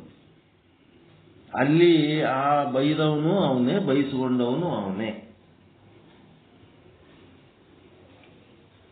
ಇದು ಆತ್ಮಭಾವದಲ್ಲಿ ವ್ಯವಹರಿತಂಥದ್ದು ಮೊದಲು ನಾವು ಕಲ್ತೇವೆ ಅಂತಂದ್ರೆ ನಮಗೆ ಶಾಂತಿ ನೆಮ್ಮದಿ ಉಂಟಾಗ್ತದೆ. ಏನ್ ಮಾಡಬೇಕು? ಗುರುಗಳು ಬಹಳ ಚಲೋ ಅದಾರ, ಇವ್ರ ಬಳಿ ಹೋಗೋದು ಬರೋದು ಎಲ್ಲಿ ಕಿರಿಕಿರಿ, ಅವರು ಸಾಧ್ಯ ಇದ್ರೆ ನಮ್ಮ ಮನೆಗೆ ಇರ್ತಿದ್ರಂದ್ರೆ ನಮ್ಮ ಮನೆಗೆ ಇಟ್ಕೊಂಡ್ಬಿಡಮ್ಮ ಅಂತ ಅಷ್ಟು ಪ್ರೀತಿಲಿಂತ ಗುರುಗಳಿಗೆ ಮನೆಗೆ ಇಟ್ಕೊಂಡ್ಬಿಟ್ರು. ಎಷ್ಟೋ ಮಂದಿ ಮನಸ್ಸು ಮಾಡಿ, ದೊಡ್ಡ ಮನಸ್ಸು ಮಾಡಿ ಗುರುಗಳಿಗೆ ತಮ್ಮ ಮನೆಗೆ ಇಟ್ಕೊಂಡ್ಬಿಡ್ತಾರ. 24 ತಾಸು ಯಾವಾಗ ಬೇಕಾವಾಗ ನಮಗೆ ಚಿಂತನಕ್ಕೆ ಸಿಗ್ತಾರ. ನಮಗೂ ಒಂಥರ ಗಾಂಜಾ ಸೇದವ್ರಿಗತ್ಲೆ ಚಟ. ಜ್ಞಾನದ ವಿಚಾರ ಹೇಳೋರು ಅಂದ್ರೆ ಗಾಂಜಾ ಸೇದವ್ರು ಇದ್ದಂಗ ಅಂತ. ಈಗ ಮುಂಜಾನೆ 2 ತಾಸು ಗಾಂಜಾ ಮುಕ್ಕರು ಕೂತಿರ್ತೀವಿ ನಾವು, ಅಟೆ ಸಾಧುಗಳು. ಅದು ಒಂಥರ ಉನ್ಮಾದ. ಜ್ಞಾನದ ವಿಚಾರ ಕೇಳ್ತಾ ಅದು ದಿನ ನನಗೆ 3 ಹೊತ್ತು ಸತ್ಸಂಗ ಬೇಕು ಅನ್ನೋಂಥವ್ರಿಗೆ ಗುರುಗಳೇ ನಮ್ಮ ಮನೆಗೆ ಇದ್ರಾಯ್ತು ನಡಿ ಅಂತೇಳಿ ಇಟ್ಕೊಂಡ್ಬಿಡ್ತಾರೆ. ಇಟ್ಕೊಂಡತ್ನಾಗ ಏನಾಯ್ತು, ಅಷ್ಟೊಂದು ಪ್ರೀತಿಯಿಂದ ಇಟ್ಕೊಂಡಂತ ಮನೆಯೊಳಗ ಮಕ್ಕಳು ಹುಟ್ಟೋದು ಸಾಯೋದು, ಹುಟ್ಟುತ್ತವ ಸಾಯ್ತವ 3-4 ಹಂಗೆ ಆಗಿಬಿಡ್ತಾವ. ಒಂದು ಕೂಸು ಹುಟ್ಟಬೇಕಾದ್ರೆ 9 ತಿಂಗಳ ನರಕ ಅನುಭವಿಸಿರ್ತಾರ, ಸಿಕ್ಕಾಪಟ್ಟೆ ಖರ್ಚು ಮಾಡಿರ್ತಾರ, ಜಗ್ಗಿ ಹೈರಾಣಾಗಿರ್ತಾರ. ಹುಟ್ಟಿ ಸ್ವಲ್ಪ ದಿವಸನಾಗೆ ಸತ್ತೋಗ್ಬಿಡ. ಆ ಗುರುವಿಗೆ ಗೊತ್ತಾಗ್ಬಿಡುತ್ತೆ ಇದೇನು ಸಮಸ್ಯೆ ಅಂತ. ಆ ಗುರುವಿಗೆ ಗೊತ್ತಾಗಿ ಅವನೇನ್ ಮಾಡಿಬಿಟ್ಟ, ಇದಕ್ಕೆ ಹ್ಯಾಂಗಾರೆ ಮಾಡಿ ಉದ್ಧಾರ ಮಾಡಬೇಕು ಅಂತೇಳಿ ಆ ಗುರುವಿನ ಕೈ ಒಳಗ ಪದ್ಮ ಅವೇನೇ ಇರ್ತಾವ ಲಕ್ಷಣಗಳು, ಗರುಡ ಪದ್ಮ ಏನೇ ಇರ್ತಾವ. ಆ ಕೈ ಅವ ಏನ್ ಮಾಡುತ್ತಾನಂತಂದ್ರೆ, ಆ ಹೆಣ್ಮಗಳು ಯಾರು ಅವ್ರ ಮನೆಗೆ ಇಟ್ಕೊಂಡಾರ ಆ ಹೆಣ್ಮಗಳು ಮನಿ ಮುಂದ ರಂಗೋಲಿ ಹಾಕ್ತಿರ್ತಾವ. ಮನಿ ಮುಂದೆ ರಂಗೋಲಿ ಹಾಕೋ ಟೈಮ್ನಾಗ ಇವ ಗುರು ಬಡ ಮ್ಯಾಲ ಒಂದು ರೂಮ್ ಕೊಟ್ಟಿರ್ತಾರ, ಕೆಳಗಿಳಿದು ಬಂದ ಪಟ್ಟತ್ತೇಳಿ ಆಕಿ ಬ್ಲೌಸ್ ಹಿಡಿದು ಈ ಬಟನ್ ಕಿತ್ತಂಗ ಬ್ಲೌಸ್ ಕಿತ್ತಿಕ್ಕಿ ಆಕಿ 2 ಸ್ತನಗಳಿಗೆ ತನ್ನ 2 ಕೈಗಳಿಂದ ಸ್ಪರ್ಶ ಮಾಡಿ ಗಿಡದ ಮೇಲೆ ಏರೋ ಕೂತ್ಬಿಟ್ಟ. ಅಟತನ ಆಕಿ ಏನ್ ಮಾಡ್ಬೇಕು, ಪರೇಶಾನ್ ಆಗಿ ಗುರುಗಳ ಮನ್ಯಾಗ ಇಟ್ಕೊಂಡು ಕೂತ್ರಿ, ಗುರುಗಳು ಇಂಥ ಕೆಲಸ ಮಾಡಿಬಿಟ್ರು, ಆಯ್ತು ಯಾಕೆ ಬರ್ಲಿಕ್ಕತ್ತೀರಿ ಅಂತ ಎಲ್ಲ ಮನೆಯವ್ರು ಬಂದ್ರು. ಇಲ್ಲಿ ನೋಡಿ ಗುರುಗಳು ನನ್ನ ಬ್ಲೌಸ್ ಎಲ್ಲ ಹರಿದಕ್ಕೆ ನನ್ನ 2 ಸ್ತನಗಳು ತಮ್ಮ ಕೈಲಿಂತ ಸ್ಪರ್ಶ ಮಾಡಿಬಿಟ್ರು. ಎಲ್ಲರೂ ಈಗ ಅವರು ಅಲ್ಲಿ ನೋಡಿ ಗಿಡದಾಗ ಮೇಲೆ ಏರಿ ಕೂತಾರ, ಗಿಡದಾಗ ಏರಿ ಕೂತ್ಬಿಟ್ರ ಸ್ವಾಮಿ. ಎಲ್ಲರೂ ಮೇಲೆ ಏರಿ ಕೂತಾರ ಗಿಡದಾಗ. ಬಾ ತೆಳಗ ಬಾ, ನೀನು ಬಾ, ನೀನು ಕೆಳಗ ಬಾ. ಅವನಿಗೆ ಬರ್ತೀನಿ ಕೆಳಗ, ಆದ್ರೆ ನಮ್ದೊಂದು ವಿಚಾರ ಕೇಳ್ರಿ ನೀವು ಅಂತ. ಏನಪ್ಪ, ಏನ್ ವಿಚಾರ ಅದ ಹೇಳೋ ಮಗಳ ಅಂತ. ಏನ್ ವಿಚಾರ ಇಲ್ಲ, ನಿಮ್ಮ ಸೊಸೆಗೆ ಏನದ ಅಂತಂದ್ರ ಈ ಸ್ತನಪಾನದಲ್ಲಿ ನಂಜು ರೋಗ ಅದ. ಆ ನಂಜು ರೋಗಕ್ಕ ನನ್ನ ಕೈ ಒಳಗ ಇವು ಗರುಡ ಮತ್ತೇನು ಶಂಖ ಚಕ್ರ ಏನ ಇರ್ತಾವಲ್ರಿ, ಒಳ್ಳೆ ಇವೆಲ್ಲ ಪದ್ಮ ಅವೆಲ್ಲ ಅದಾವ. ಈ ಹಸ್ತದಿಂದ ಅವಳ ಸ್ತನವನ್ನ ಸ್ಪರ್ಶ ಮಾಡಿದರೆ ಅವಳ ನಂಜು ರೋಗ ಹೋಗ್ತದ, ಮುಂದೆ ಹುಟ್ಟಿದ ಮಕ್ಕಳು ಬದುಕ್ತವ. ಅದರ ಸಲುವಾಗಿ ನಾನು ನಿಮ್ಮ ಮನೆಗೆ ಓಸು ಮಂದಿಗೆ ತಿಳಿಸಿ ಹೇಳಿದ್ರು ನೀವು ತಲೆಯಾಗ ಹೋಗಂಗಿಲ್ಲ, ಅದಕ್ಕೆ ನೀವು ಅವಕಾಶ ಕೊಡಂಗಿಲ್ಲ. ಆದ್ರೆ ನಾನು ನಿಮ್ಮನ್ನ ಉದ್ಧಾರ ಮಾಡಬೇಕು. ನೀವು ನಮಗ ಅನ್ನ ಹಾಕಿ ಬೆಳೆಸ್ತೀರಿ ಅಂತಂದ್ಮೇಲೆ ನಾನು ನಿಮಗೆ ಉದ್ಧಾರ ಮಾಡೋದು ನನ್ನ ಕರ್ತವ್ಯ. ಹೀಗಾಗಿ ನಾನು ನಿಮ್ಮನ್ನು ಉದ್ಧಾರ ಮಾಡಲೇಬೇಕಂತೇಳಿ ನಾನು ಈ ರೀತಿ ಕ್ರಮ ತಗೊಂಡಿನಿ. ಮತ್ತೀಗ ಇದ್ರದ್ದು ರಿಸಲ್ಟ್ ಪಡಿಬೇಕಾದ್ರೆ ಆಕೆ ಮತ್ತೆ ಮಗು ಹಾಡದ್ಮೇಲೆ ಆ ಕೂಸು ಬದುಕಿತು ಅಂತಂದ್ರೆ ನಾನು ನಿರ್ದೋಷಿ, ಮತ್ತೆ ಕೂಸು ಸತ್ತು ಅಂದ್ರೆ ಆ ನಂಜು ರೋಗ ಹೋಗಿಲ್ಲ ಅಂತಂದ್ರ ನಾನು ದೋಷಿ. ಅವಾಗ ನೀವು ಏನಾರು ಶಿಕ್ಷೆ ಕೊಡಬೇಕು. ಅಲ್ಲಿ ತನಕ ನೀವು ನಿಮ್ಮ ಸಿಟ್ಟು ನಿಮ್ಮೊಳಗೆ ಇಟ್ಕೊಂಡು ಕೂತಿರ್ಬೇಕು. ನಾ ಮಾಡಿದ ಕ್ರಮದಿಂದ ತಪ್ಪು ಅನಿಸಿಸ್ತಂದ್ರೆ ಅಂತಂದ್ರು. ಮನೆಯಾಗ ಎಲ್ಲರಿಗೆ ತಲೆ ಜುಮ್ ಅಂದ್ಬಿಡ್ತು. ಏನಪ್ಪ ಇದು ಗುರುಗಳಂತಂದ್ರೆ ಉದ್ಧಾರ ಮಾಡೋದಕ್ಕೆ ಈ ರೀತಿಯನ್ನು ಉದ್ಧಾರ ಮಾಡಿದ್ರಲ್ಲ ನಮ್ಮನ್ನ. ಕೂಸು ಹುಟ್ಟಿ ಸಾಯ್ತದ, ದೊಡ್ಡ ಶ್ರೀಮಂತರದೀವಿ, ಕೋಟ್ಯಾಧೀಶರು, ಮಕ್ಕಳೇ ಇರ್ಲಾರ್ದಂಗೆ ಆತಿತ್ತು. ಅಂತದ್ರಾಗ ನಮ್ಮ ಮನೆಗೊಂದು ಸಂತಾನ ಬೆಳೆಯೋದಕ್ಕೆ ಈ ರೀತಿ ಸಹಾಯ ಮಾಡ್ಯಾರ. ತಮ್ಮದು ಮರ್ಯಾದೆ ರಿಸ್ಕ್ನ ತಗೊಂಡು ಅಂದಮೇಲೆ ಗುರುಗಳ ಬಗ್ಗೆ ಅಷ್ಟೊಂದು ತಪ್ಪು ತಿಳ್ಕೊಳ್ಳೋದು ಬೇಡ. ಮುಂದೆ ಮಕ್ಕಳು ಹುಟ್ಟಿ ಬದುಕಿದ್ವು ಅಂತಂದ್ರೆ ಆ ಗುರುಗಳ ಆಶೀರ್ವಾದ ಅಂತ ತಿಳ್ಕೊಂಡು ನಾವು ಆ ಗುರುಗಳಿಗೆ ಗೌರವ ಹೆಚ್ಚಿಸೋಣ. ಮತ್ತು ಮಕ್ಕಳು ಹುಟ್ಟಿಲ್ಲ ಅಂತಂದ್ರೆ ಅವ್ರಿಗೆ ಎಲ್ಲಿಗೆರೆ ದಾರಿ ಹಚ್ಚಿ ಕಳಿಸಿಬಿಡ, ಇಟ್ಕೊಳ್ಳೋದು ಬೇಡ ಅಂತ ಎಲ್ಲರೂ ನಿರ್ಧಾರ ಮಾಡಿದ್ರು. ಮುಂದೆ ಮಕ್ಕಳು ಹುಟ್ಟಿದ್ರು, ಬದುಕಿದ್ರು. ಇದು ಆದ ಕಥೆ, ಇದು ಆಗ್ಲಾರ್ದಲ್ಲ, ಇದು ಆದ ಕಥೆ, ಇದು ನಡೆದ ಕಥೆ. ಇದು ಇಂಥದೊಂದು ರೀತಿಯಲ್ಲಿ ಇದು ಎದಕ್ಕೆ ಹೇಳಕತ್ತೀನಿ ನಾನು, ಆತ್ಮಭಾವದಲ್ಲಿ ಇದ್ರೆ ಈ ಸಮಸ್ಯೆಗಳು ಬರ್ತಿದ್ದಿಲ್ಲ. ಆತ್ಮಭಾವದಲ್ಲಿ ಇಲ್ಲದಕ್ಕೆ ಏನಾಯ್ತು, ಈ ತರ ಮಾಡ್ಯಾನ, ಎದಕ್ ಮಾಡ್ಯಾನ ಗೊತ್ತಿಲ್ಲ, ಈ ತರ ಮಾಡ್ಯಾನ ಅಂತಂದ್ರೆ ಕೆಟ್ಟ ಸಾಮಾಜಿಕವಾಗಿ ಭಯಂಕರ ಕೆಟ್ಟ ವಾತಾವರಣ ಸೃಷ್ಟಿಯಾಗಿಬಿಡುತ್ತೆ. ಪರಿಪೂರ್ಣತೆ ಅನ್ನೋದು ಬಹಳ ಕಷ್ಟ ಅದ, ಬಹಳ ಕಷ್ಟ. ಬಾಗ್ಲಾಗ ಮಲ್ಕೊಂಡು ಹೆಂಡತಿ ಅಥವಾ ಗಂಡ ಒಬ್ರಿಗೊಬ್ಬರು ಪರಬ್ರಹ್ಮ ಸ್ವರೂಪರತ್ತು ತಿಳ್ಕೊಳ್ಳೋದು ಬಹಳ ಮುಖ್ಯ. ದೂರದವ್ರಿಗೆ ನೋಡೋದು ಬೇಡ. ನಿಮ್ಮ ಹೆಂಡತಿನ ನೀವು ಬ್ರಹ್ಮ ಸ್ವರೂಪ ಅಲ್ಲ, ನಿಮ್ ಗಂಡ ಬ್ರಹ್ಮ ಸ್ವರೂಪ ಅಲ್ಲ, ಬೇರೆ ಯಾರಿಗಾರೆ ಬ್ರಹ್ಮ ಅಂತ ಅನ್ಕೋತ ಹೋಗ್ಬೇಡ್ರಿ. ನಿಮ್ಮ ಮನೆಯವ್ರಿಗೆ ನೀವು ಬ್ರಹ್ಮ ಫಸ್ಟ್ ಆರಿ. ಹಡದ ತಂದೆ ತಾಯಿ ಬ್ರಹ್ಮ ಸ್ವರೂಪ ಅಲ್ಲ, ಅತ್ತಿ ಮಾವ ಬ್ರಹ್ಮ ಸ್ವರೂಪ ಅಲ್ಲ, ಹುಟ್ಟಿದ ಮಕ್ಕಳು ಬ್ರಹ್ಮ ಸ್ವರೂಪ ಅಲ್ಲ. ಬ್ರಹ್ಮನನ್ನು ಹೊರತುಪಡಿಸಿ ಏನೂ ಇಲ್ಲತ್ತ ಸತ್ಸಂಗದಾಗ ಬೊಗಳೋದು. ಆಮೇಲೆ ಹೆಂಡತಿಗೆ ಗಂಡ ನಾಯಿ ನೋಡ್ದಂಗೆ ನೋಡೋದು, ಗಂಡಿಗೆ ಹೆಂಡತಿ ನಾಯಿ ಮಾಡ್ದಂಗೆ ಮಾಡೋದು. ಏನಿದು? ಎಲ್ಲಿ ಅದು ಬ್ರಹ್ಮ ಸ್ವರೂಪದ ಅನುಭವ? ಪ್ರತಿಯೊಂದು ಜೀವಿಗೂ ನಾವು ಬ್ರಹ್ಮ ಸ್ವರೂಪದಿಂದ ನೋಡ್ರಿ ಅಂತ ಸತ್ಸಂಗದಾಗ ಹೇಳಿದ್ಮೇಲೆ ಕನಿಷ್ಠ ಕಟ್ಕೊಂಡು ಗಂಡ್ರು ಅವರೇ ಬ್ರಹ್ಮ ಸ್ವರೂಪರಾಗಿ ಇರೋಂಥದ್ದೊಂದು ಪ್ರಾಕ್ಟೀಸ್ ಬೇಕಲ್ಲ. ಮಕ್ಕಳು ಬ್ರಹ್ಮ ಸ್ವರೂಪ ಅಲ್ಲ, ಮಕ್ಕಳು ಎಷ್ಟು ಶಾಣ್ಯರದಾರತ್ತ ತಂದೆ ತಾಯಿ ತಿಳ್ಕೊಳಕ್ ತಯಾರಿಲ್ಲ. ತಂದೆ ತಾಯಿಗಳು ಎಂತ ಅನುಭವಿಗಳತ್ತ ಮಕ್ಕಳು ತಿಳ್ಕೊಳಕ್ ತಯಾರಿಲ್ಲ. ಎಲ್ಲರೂ ಏನದರ ಭೇದ ಭಾವ. ಅವ್ರಿಗೆ ಮುದುಕರಿಗೆ ಅವಕ್ಕೇನ್ ತಿಳಿತದ ತೀವು ಅಂತವ, ಸಣ್ಣ ಹುಡುಗರು ಅವಕ್ಕೇನ್ ತಿಳಿತದ ಅವ್ರಂತಾರ. ಸಣ್ಣ ಹುಡುಗರೇನು ದೊಡ್ಡವ್ರ ಜ್ಞಾನ ಒಂದೇ. ಸಣ್ಣ ಸರ್ಕಲ್ ಅದ ಅಂದ್ರೆ ಅದ್ರನೂ 360 ಡಿಗ್ರಿ ಅದಾವ, ದೊಡ್ಡ ಸರ್ಕಲ್ ಇದ್ರೆ ಅದ್ರಾಗೂ 360 ಡಿಗ್ರಿ ಇರ್ತಾವ. ಹೆಂಗದು?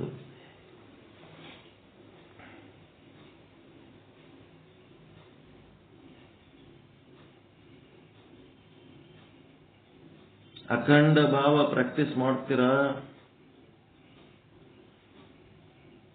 ಕಟ್ಟುಕೊಂಡು ಗಂಡ ಹೆಂಡತಿಲಿಂತ ಚಾಲು ಆಗಬೇಕು, ಹೊರಗೆ ಬೇಡ.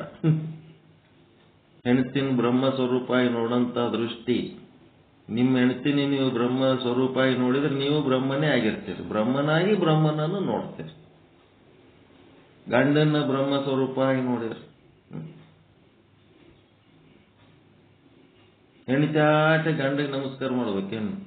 ಗಂಡ ಹೆಂಡತಿ ನಮಸ್ಕಾರ ಮಾಡಿದ ಸಾಯ್ತಾನ? ಒಂದ್ಸಾರಿ ಹಚ್ಚಿ ನೋಡ್ರಿ, ಹಣಿ ಜುಮ್ ಅಂತು. ಏನಾಯ್ತು? ಒಳಗೆ ಗೌರವ ಪ್ರೀತಿ. ನಿಮ್ಮ ಸಮಾನ ಅಲ್ಲ ಅವರು. ಏನ್ರಿ ಶುದ್ಧ ಬ್ರಹ್ಮ ಅಂತೀರಿ, ಹಂಗೆ ಹೇಳ್ತಿರಲ್ಲ. ಭೇದ ಭಾವ ಬಿಡ್ರಿ, ಭೇದ ಭಾವ ಬಿಡ್ರಿ. ಅಖಂಡ ಭಾವಕ್ಕೆ ಬನ್ರಿ. ಶುದ್ಧ ಬ್ರಹ್ಮ ಸ್ವರೂಪ ಆಗಿ ಅಖಂಡ ಭಾವಕ್ಕೆ ಬರ್ರಿ. ಯಾರೇನು ಶಾಶ್ವತವಾಗಿ ಇಲ್ಲೇ ಇರೋದಿಲ್ಲ. ಇರಷ್ಟು ದಿವಸ ಸಂತೋಷವಾಗಿ ನೆಮ್ಮದಿಯಿಂದ ಆನಂದವಾಗಿ ನಂಬಲ್ಲಿ ಬರ್ರಿ. ನಿರಂಕಾರಿ ಮಂಡಲ್ ಅಂತದ, ನಿರಂಕಾರಿ ಮಂಡಲ್. ಎಲ್ಲಾರ ನಿಮ್ಮೂರ ಸಮೀಪ ಎಲ್ಲಾರ ನಿರಂಕಾರಿ ಮಂಡಲ ಇತ್ತು ಅಂದ್ರೆ ಹೋಗಿ ಅಟೆಂಡ್ ಆರಿ. ಅಲ್ಲಿ ಏಸು ಹೆಣ್ಮಕ್ಳು ಕೂತಿರ್ತಾರ, ಆ ಹೆಣ್ಮಕ್ಳದಾಗ ನಮ್ಮ ಹೆಣ್ತಿನೂ ಕೂತಿರ್ತಾವ. ಲೈನ್ ಹಚ್ಚಿ ಓಸು ಮಂದಿಗೆ ಹಣಿಗೆ ಪಾದಕ್ಕೆ ಹಣಿ ಹಚ್ಚಿ ನಮಸ್ಕಾರ ಮಾಡಬೇಕು. ಆ ಹೆಣ್ಮಕ್ಳು ಸಹಿತ ಅವ್ರ ಹಣಿ ಎಲ್ಲರ ಪಾದಕ್ಕೆ ಹಚ್ಚಿ ನಮಸ್ಕಾರ ಮಾಡ್ತಾರ. ಏನ್ ಸಂಸ್ಕೃತಿ, ಏನ್ ಸಂಸ್ಕಾರ ಅದು. ಮಹಾರಾಜ್ ಏನಂತ ಅಲ್ಲಿ ಚಪ್ಪಲ್ ಹೆಂಗ್ ಬೇಕಂಗ್ ಬಿಟ್ಟಾರ ನೋಡ್ರಿ ಅಂತಂದ್ರ ಅವ್ ಮೊದಲು ಹೋಗಿ ಚಪ್ಪಲ್ ಸೀದಾ ಮಾಡಿ ಬರ್ಬೇಕು ನಾವು. ಅಟ್ಟ ಅಂದ್ರೆ ಸಾಕು.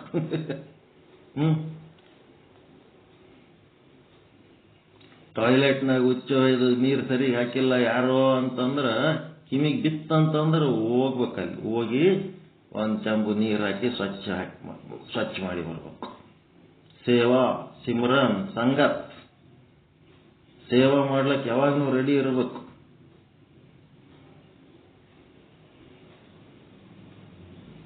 ಬ್ಯಾಟ್ರಿ ಎಲ್ಲದ ಅಂತ ಕೇಳಿದ್ರ ಬ್ಯಾಟ್ರಿ ಅಲ್ಲಿ ಒಳಗ ರೂಮ್ನಾಗ ಅದ.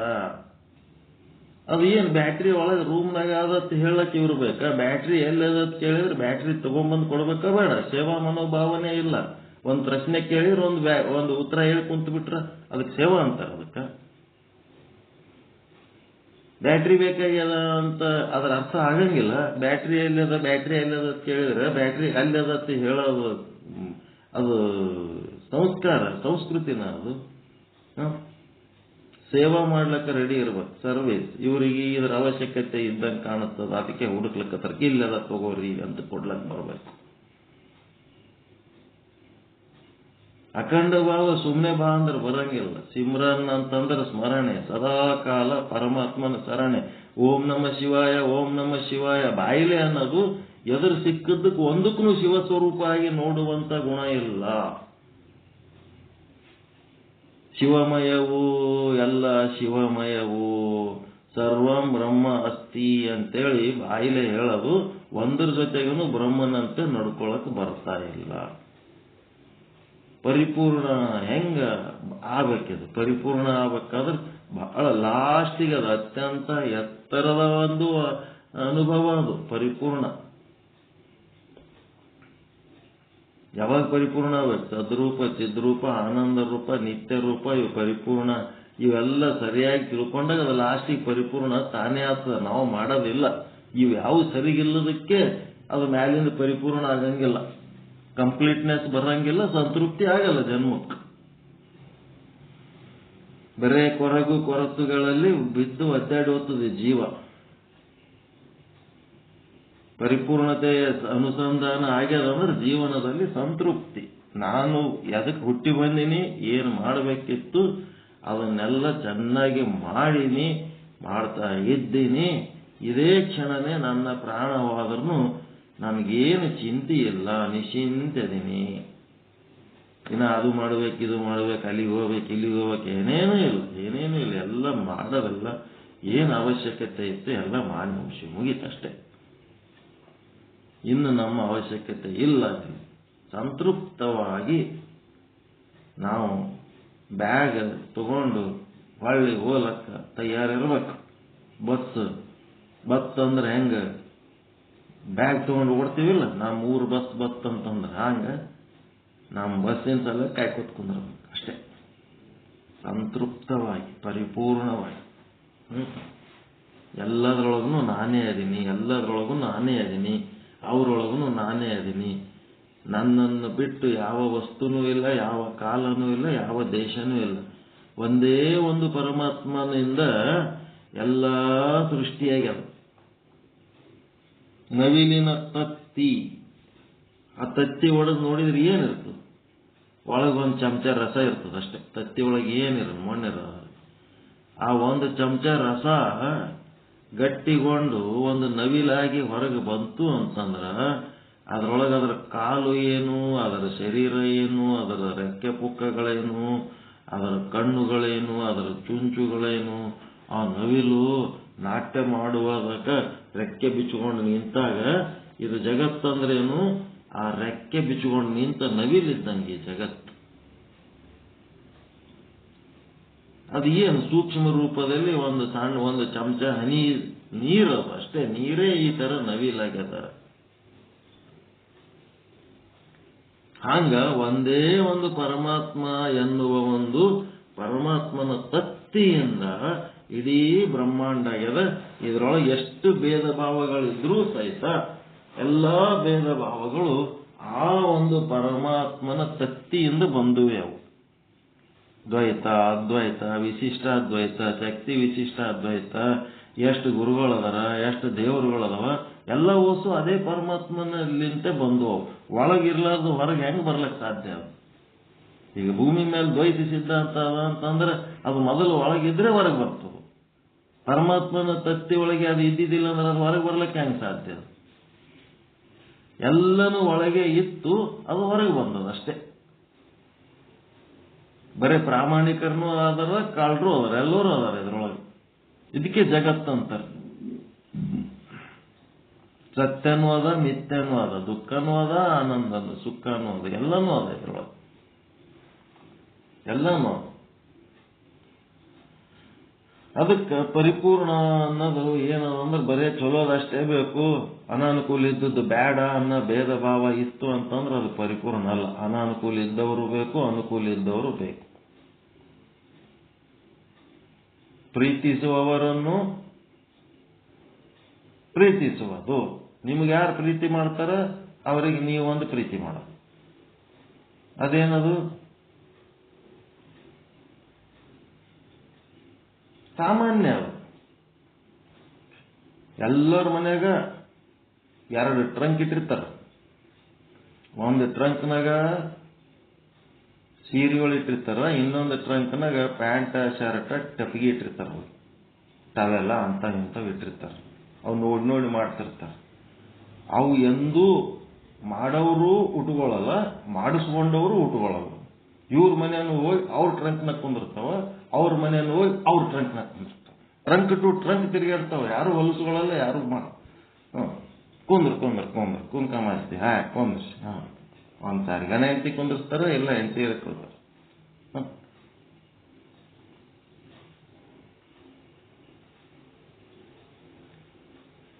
ಈ ಬಟ್ಟೆಗಳು ಹಿಂಗೆ ಚಕ್ಕರ್ ಹೊಡಿತಿರ್ತಾವ.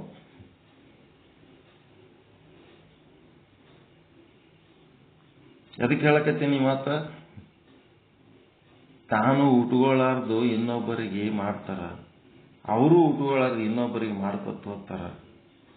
ಅದು ಭೇದ ಅಲ್ಲ. ಅದು ತಾನು ಇನ್ನೊಬ್ಬರಿಗೆ ಮಾಡ್ಬೇಕಾದ್ರ ತಾನು ಎಂಥದ್ದು ಉಟ್ಕೋತಾರ ಅಂಥದೇ ಮಾಡಿದ್ರೆ ಅವರಾದ್ರೂ ಉಟ್ಕೋತಾರ. ಯಾರೇ ಬಂದವ್ರಿಗೆ ಮಾಡ್ಲಕ್ ಬರ್ತಾವ ಹೇಳು, ಯಾರೇ ಬಂದವ್ರಿಗೆ ಮಾಡ್ಲಕ್ ಬರ್ತಾವ ಹೇಳತ್ತೇಳಿ ತಿರುಗಿಸಿದ್ದವು. ತನಗೆ ಬ್ಯಾಡ್ ಆಗಿದ್ದು ಏನ್ರಿ?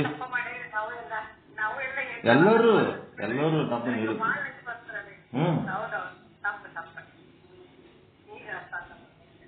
ನಮ್ಮನ್ನ ಶ್ರೇಷ್ಠ ಮಾಡಿಕೊಂಡು ಇವು ಯಾರೋ ಚಲೋ ಮಾಡ್ಯಾರ ನೋಡ್ರಿ, ಹೊಲಿಸ್ಬರಿ. ಇವು ಚಲೋ ಅದಾವ ನೋಡ್ರಿ, ಮಾಡಿದ್ರಾಗೆ ಒಂದೆರಡು ಚಲೋ ಅವ, ಹೊಲಿಸ್ಬರಿ ಅಂತ. ಚಲೋ ಇರ್ಲಿ ಕೆಟ್ಟ ಇರ್ಲಿ, ಅಭಿಮಾನಲಿಂತ ನನಗೆ ಒಂದು ಸಾರಿ ಮಾಡಿದ್ರಂತಂದ್ರ ಅವು ನಾ ಹೊಲಿಸ್ಕೊತೀನಿ. ಅದು 15 ದಿನ ಬರಲಿ, 1 ತಿಂಗಳೇ ಬರಲಿ, 1 ವರ್ಷ ಬರಲಿ, ನಾವು ಹೊಲಿಸ್ಕೊತೀನಿ. ಇನ್ನೊಬ್ಬರಿಗೆ ಮಾಡಕ್ ಬಿಡಲ್ಲ ನಾವು ಅಂತಾನೆ. ಬೇಕಲ್ಲ ಒಂದು ಭಾವನೆ. ಅದಕ್ಕೆ ಎಲ್ಲದ್ರಾಗೂ ನಾನೇ ಅದೀನಿ ಅನ್ನೋ ಭಾವನೆ, ಪರಿಪೂರ್ಣತೆ ಬಹಳ ಮುಖ್ಯ. ಅದ. ನನ್ನನ್ನು ಹೊರತುಪಡಿಸಿ ನನಗೆ ಯಾವುದು ಬೇಡ ಅದು ಇನ್ನೊಬ್ಬರಿಗೆ ಬೇಡ, ನನಗೆ ಯಾವುದು ಬೇಕು ಅದು ಇನ್ನೊಬ್ಬರಿಗೆ ಅದೇ ಬೇಕಾಗಿರ್ತದ. ನನಗೆ ಯಾವುದು ಶ್ರೇಷ್ಠ ಅದ ಅದೇ ಇನ್ನೊಬ್ಬರಿಗೆ ಶ್ರೇಷ್ಠ, ನನಗೆ ಯಾವುದು ಕನಿಷ್ಠ ಅದೇ ಇನ್ನೊಬ್ಬರಿಗೆ ಕನಿಷ್ಠ. ಈ ಪರಿಪೂರ್ಣತೆ ಇಲ್ಲದಕ್ಕೆ ಇವೆಲ್ಲ ವ್ಯವಹಾರಗಳು. ಈ ಪರಿಪೂರ್ಣತೆ ಇಲ್ಲದಕ್ಕೆ ಈ ತರ ವ್ಯವಹಾರಗಳು, ಅಜ್ಞಾನದ ವ್ಯವಹಾರಗಳು. ಎಲ್ಲರೊಳಗೂ ನಾನೇ ಅದೀನಿ ಅಂತ ತಿಳ್ಕೊಂಡ್ರೆ ಇಂಥ ವ್ಯವಹಾರಗಳು ಯಾಕೆ ಮಾಡ್ಲಕ್ ಸಾಧ್ಯ? ಯಾಕಪ್ಪ ತಡ ಆಯ್ತು ಅಂತ ಆಫೀಸರ್ ಕ್ಲರ್ಕ್ ಕೇಳಿದ್ರ, ದಾರ್ಯಾಗ ಒಂದು ಬಸ್, ಒಂದು ಆಟೋ ರಿಕ್ಷಾ ಆಕ್ಸಿಡೆಂಟ್ ಆಯ್ತ್ರಿ, ಒಂದು ಹುಡುಗ ಸತ್ ಬಿಟ್ಟದ, ಹಿಂಗಾಗಿ ರೋಡ್ ಬ್ಲಾಕ್ ಆಗಿತ್ತು, ಸಾಲಿ ಹುಡುಗ ಸತ್ತದ. ಅದಕ್ಕ ಆಯ್ತು ಹೋಗ್ ಕೂಡ ಹೋಗಂತ ಕ್ಲರ್ಕ್ ಲೇಟ್ ಆಗಿ ಬಂದ್ರು ಎಕ್ಸ್ಕ್ಯೂಸ್ ಮಾಡಿ ಕಳಿಸ್ದ. ಆಮೇಲೆ ಅಧಿಕಾರಿಗೆ ಮತ್ತೆ ಕರೆದ ಕ್ಲರ್ಕ್ ಕರೆದ, ಬಾ ಇಲ್ಲ ಏನ ಅದು ಯಾವ ಸಾಲಿ ಇದು ಆಟೋ ಯಾವ ಸಾಲಿ ಹುಡುಗ ಸತ್ತದ ಅಂತ ಕೇಳ.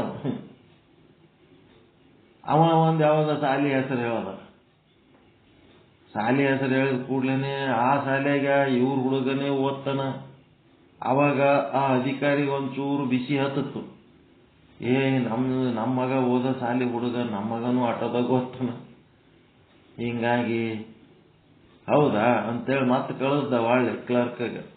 ವಿಚಾರ ಮಾಡಿ ಮತ್ತೇನ್ ಮಾಡ್ದ, ಸಾಲಿಗೆ ಫೋನ್ ಮಾಡ್ದ. ಸಾಲಿ ಅವ್ರು ಇನ್ನೋ ಯಾರು ಫೋನ್ ಎತ್ತವ್ರಿಲ್ಲ ಏನು, ಮುಂಜಾನೆ ಫೋನ್ ಮಾಡಿದ್ರೆ ಯಾರು ಎತ್ತಾರ ಗೊತ್ತಾಗಲ್ಲ. ಮತ್ತೆ ಕ್ಲರ್ಕ್ ಕರೆದ, ಅದು ಎಷ್ಟನೇ ಕ್ಲಾಸ್ ಹುಡುಗ ಅಂತ ಏನಂತ ಕೇಳ್ದ.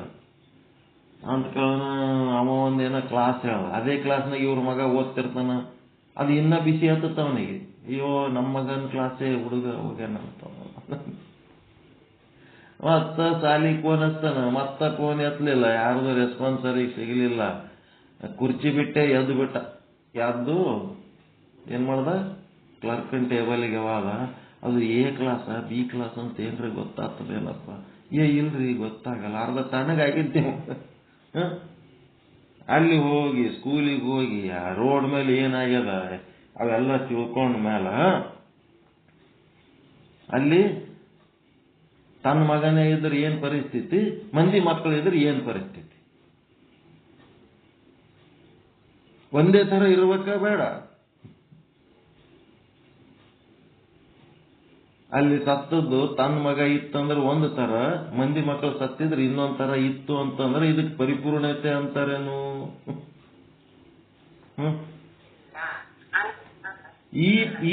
ಇದು ಪ್ರಾಕ್ಟೀಸ್ನಾಗ ಬರ್ಬೇಕು. ಬರೀ ಪರಿಪೂರ್ಣತೆ ಹೇಳಿಕೆ ಇಲ್ಲಿ ಒಂದು ಕುಂಟಲ್ ಶಾಸ್ತ್ರ ಓದಿದ್ರ ಅಲ್ಲ. ಒಂದು ಕುಂಟಲ್ ಶಾಸ್ತ್ರ ತಗೊಂಡು ಓದಿ ಪರಿಪೂರ್ಣತೆನೇ ಇರಲಿಲ್ಲ ಅಂತಂದ್ರೆ ತಗೊಂಡೇನ್ ಮಾಡ್ಬೇಕು? ಪ್ರಾಕ್ಟಿಕಲ್ ಆಗಿ ಬರ್ಬೇಕಲ್ಲ. ಸ್ಮಶಾನಕ್ಕೆ ಹೋಗ ದಾರಿ ಒಳಗ ಎಷ್ಟೋ ಸಾರಿ ಹೇಳಿನಿ, ದಾರಿ ಒಳಗ ಬಟ್ಟೆ ಅಂಗಡಿ ಇತ್ತು. ಹೆಣ್ಸಿಗೆ ಸೀರೆ ತರ್ಲಕ್ಕತ್ತೇಳಿ ಒಬ್ಬ ಬಂದು ಸೀರೆ ನೋಡ್ಕೋತ ಗಿರಾಕಿ ಕೂತಿದ್ದ. ಆ ಸ್ಮಶಾನದ ದಾರಿಯಾಗ ಹಿಂಗೆ ಹೆಣಗಳು ಹೋಗೋ ಟೈಮ್ನಾಗ ಆ ಅಂಗಡಿಯವ್ರದ್ದು ಒಂದು ಪದ್ಧತಿ ಏನಪ್ಪಾ ಅಂದ್ರೆ, ಹೆಣ ಹೋಗಾಗ ವ್ಯಾಪಾರ ಮಾಡೋದು ಬಿಟ್ಟು ರೋಡಿಗೆ ಬಂದು ನಿಂತು ಆ ಹೆಣಕ್ಕೆ ಕೈ ಮುಗಿದು ಹೆಣ ಮುಂದಕ್ಕೆ ಹೋದ್ಮೇಲೆ ಮತ್ತೆ ವಾಪಸ್ ಹೋಗಿ ತಮ್ಮ ವ್ಯಾಪಾರ ತಾವು ಮಾಡ್ತಿರ್ತಾರೆ. ಆದ್ರೆ ಈ ಸೀರೆ ಗಿರಾಕಿ ಅವ ಏನ್ ಮಾಡ್ದ, ಎದ್ದು ಹೊರಗೆ ಬರಲಿಲ್ಲ. ಒಂದ್ ಹೆಣ್ಮಗಳ ಹೆಣ ಎತ್ತು, ಅವ ಏನ್ ಎದ್ದು ಹೊರಗೂ ಬರಲಿಲ್ಲ. ಅಲ್ಲಿ ಸೀರೆಗಳು ರಾಶಿ ರಾಶಿ ಹಾಕಿದ್ರು, ಅದು ದಡಿ ಸೆರಗ ಅನ್ಕೋತ ಅವೇ ನೋಡ್ಕೋತ ಅಲ್ಲೇ ಕೂತಿದ್ದ. ಬಣ್ಣ ಅವನ ಹೆಂಡತಿ ಯಾವತ್ ಲೈಕ್ ಮಾಡ್ತಾಳ ಅದು ಇದು ಅಂತೇಳಿ ತಲೆಯಾಗಿ ಇಟ್ಕೊಂಡು ಅವೇ ಕೆದರ್ಕೋತ ಕೂತಿದ್ದ. ಆ ಅಂಗಡಿಯವರು ವ್ಯಾಪಾರ ಮತ್ತೆ ವಾಪಸ್ ಬಂದು ಅದು ಹೆಣ ಹೋದ್ಮೇಲೆ ವಾಪಸ್ ಬಂದು ಮತ್ತೆ ತಾಮ ವ್ಯಾಪಾರ ಚಾಲು ಮಾಡಿದ್ರು. ಯಾವುದೋ ಒಂದು ಸೆಲೆಕ್ಟ್ ಮಾಡ್ಕೊಂಡು ಮನಿಗೆ ತಗೊಂಡು ಹೋದ. ಮನಿಗೆ ತಗೊಂಡು ಹೋಗೋದ್ರಾಗೆ ಯಾರ ಸಲುವಾಗಿ ಸೀರೆ ತಂದಿದ್ದ ಆಕಿನೇ ಗೊಟಕ್ ತಂದಿದ್ದಳ ಅವಾಗ. ಈಗ ಆ ಅಂಗಡಿಯಾಗಿದ್ದಾಗ ಒಂದು ಹೆಣ್ಮಗಳ ಹೆಣ ಹೋಯ್ತು. ಅವಾಗ ಹೆಣಕ್ಕೆ ಸಂಬಂಧ ಇಲ್ಲಾರ್ದಂಗ ಕೇರ್ಲೆಸ್ ಮಾಡ್ದ. ಈಗ ಮನಿಯೊಳಗೆ ಹೋಗಿ ಆ ಸೀರೆ ಉಡಿಸ್ಬೇಕಂದ್ರೆ ಆಕಿ ಉಟ್ಕೊಳಕನೆ ಗೊಟಕ್ ತಂದಿದ್ದಾಗ ಬಾಯಿ ಕಿಸು ಅಳ್ಳಕ. ಇದು ಪರಿಪೂರ್ಣತೆನ? ಇದು ಜೀವ ಅಂದ್ರೆ ಎಲ್ಲರದು ಒಂದೇ ಅಲ್ಲ. ಯಾವ ಜೀವನೇ ಹೋಗಿ ನಿಮ್ಮ ಮನೆ ಒಳಗಿನ ಜೀವ ಹೋಗಿದ್ದಕ್ಕ, ಮನೆ ಹೊರಗಿನ ಜೀವ ಹೋಗಿದ್ದಕ್ಕ ಒಂದೇ ತರ ಗೌರವ ಕೊಟ್ರೆ ದಟ್ ಈಸ್ ಪರಿಪೂರ್ಣತೆ.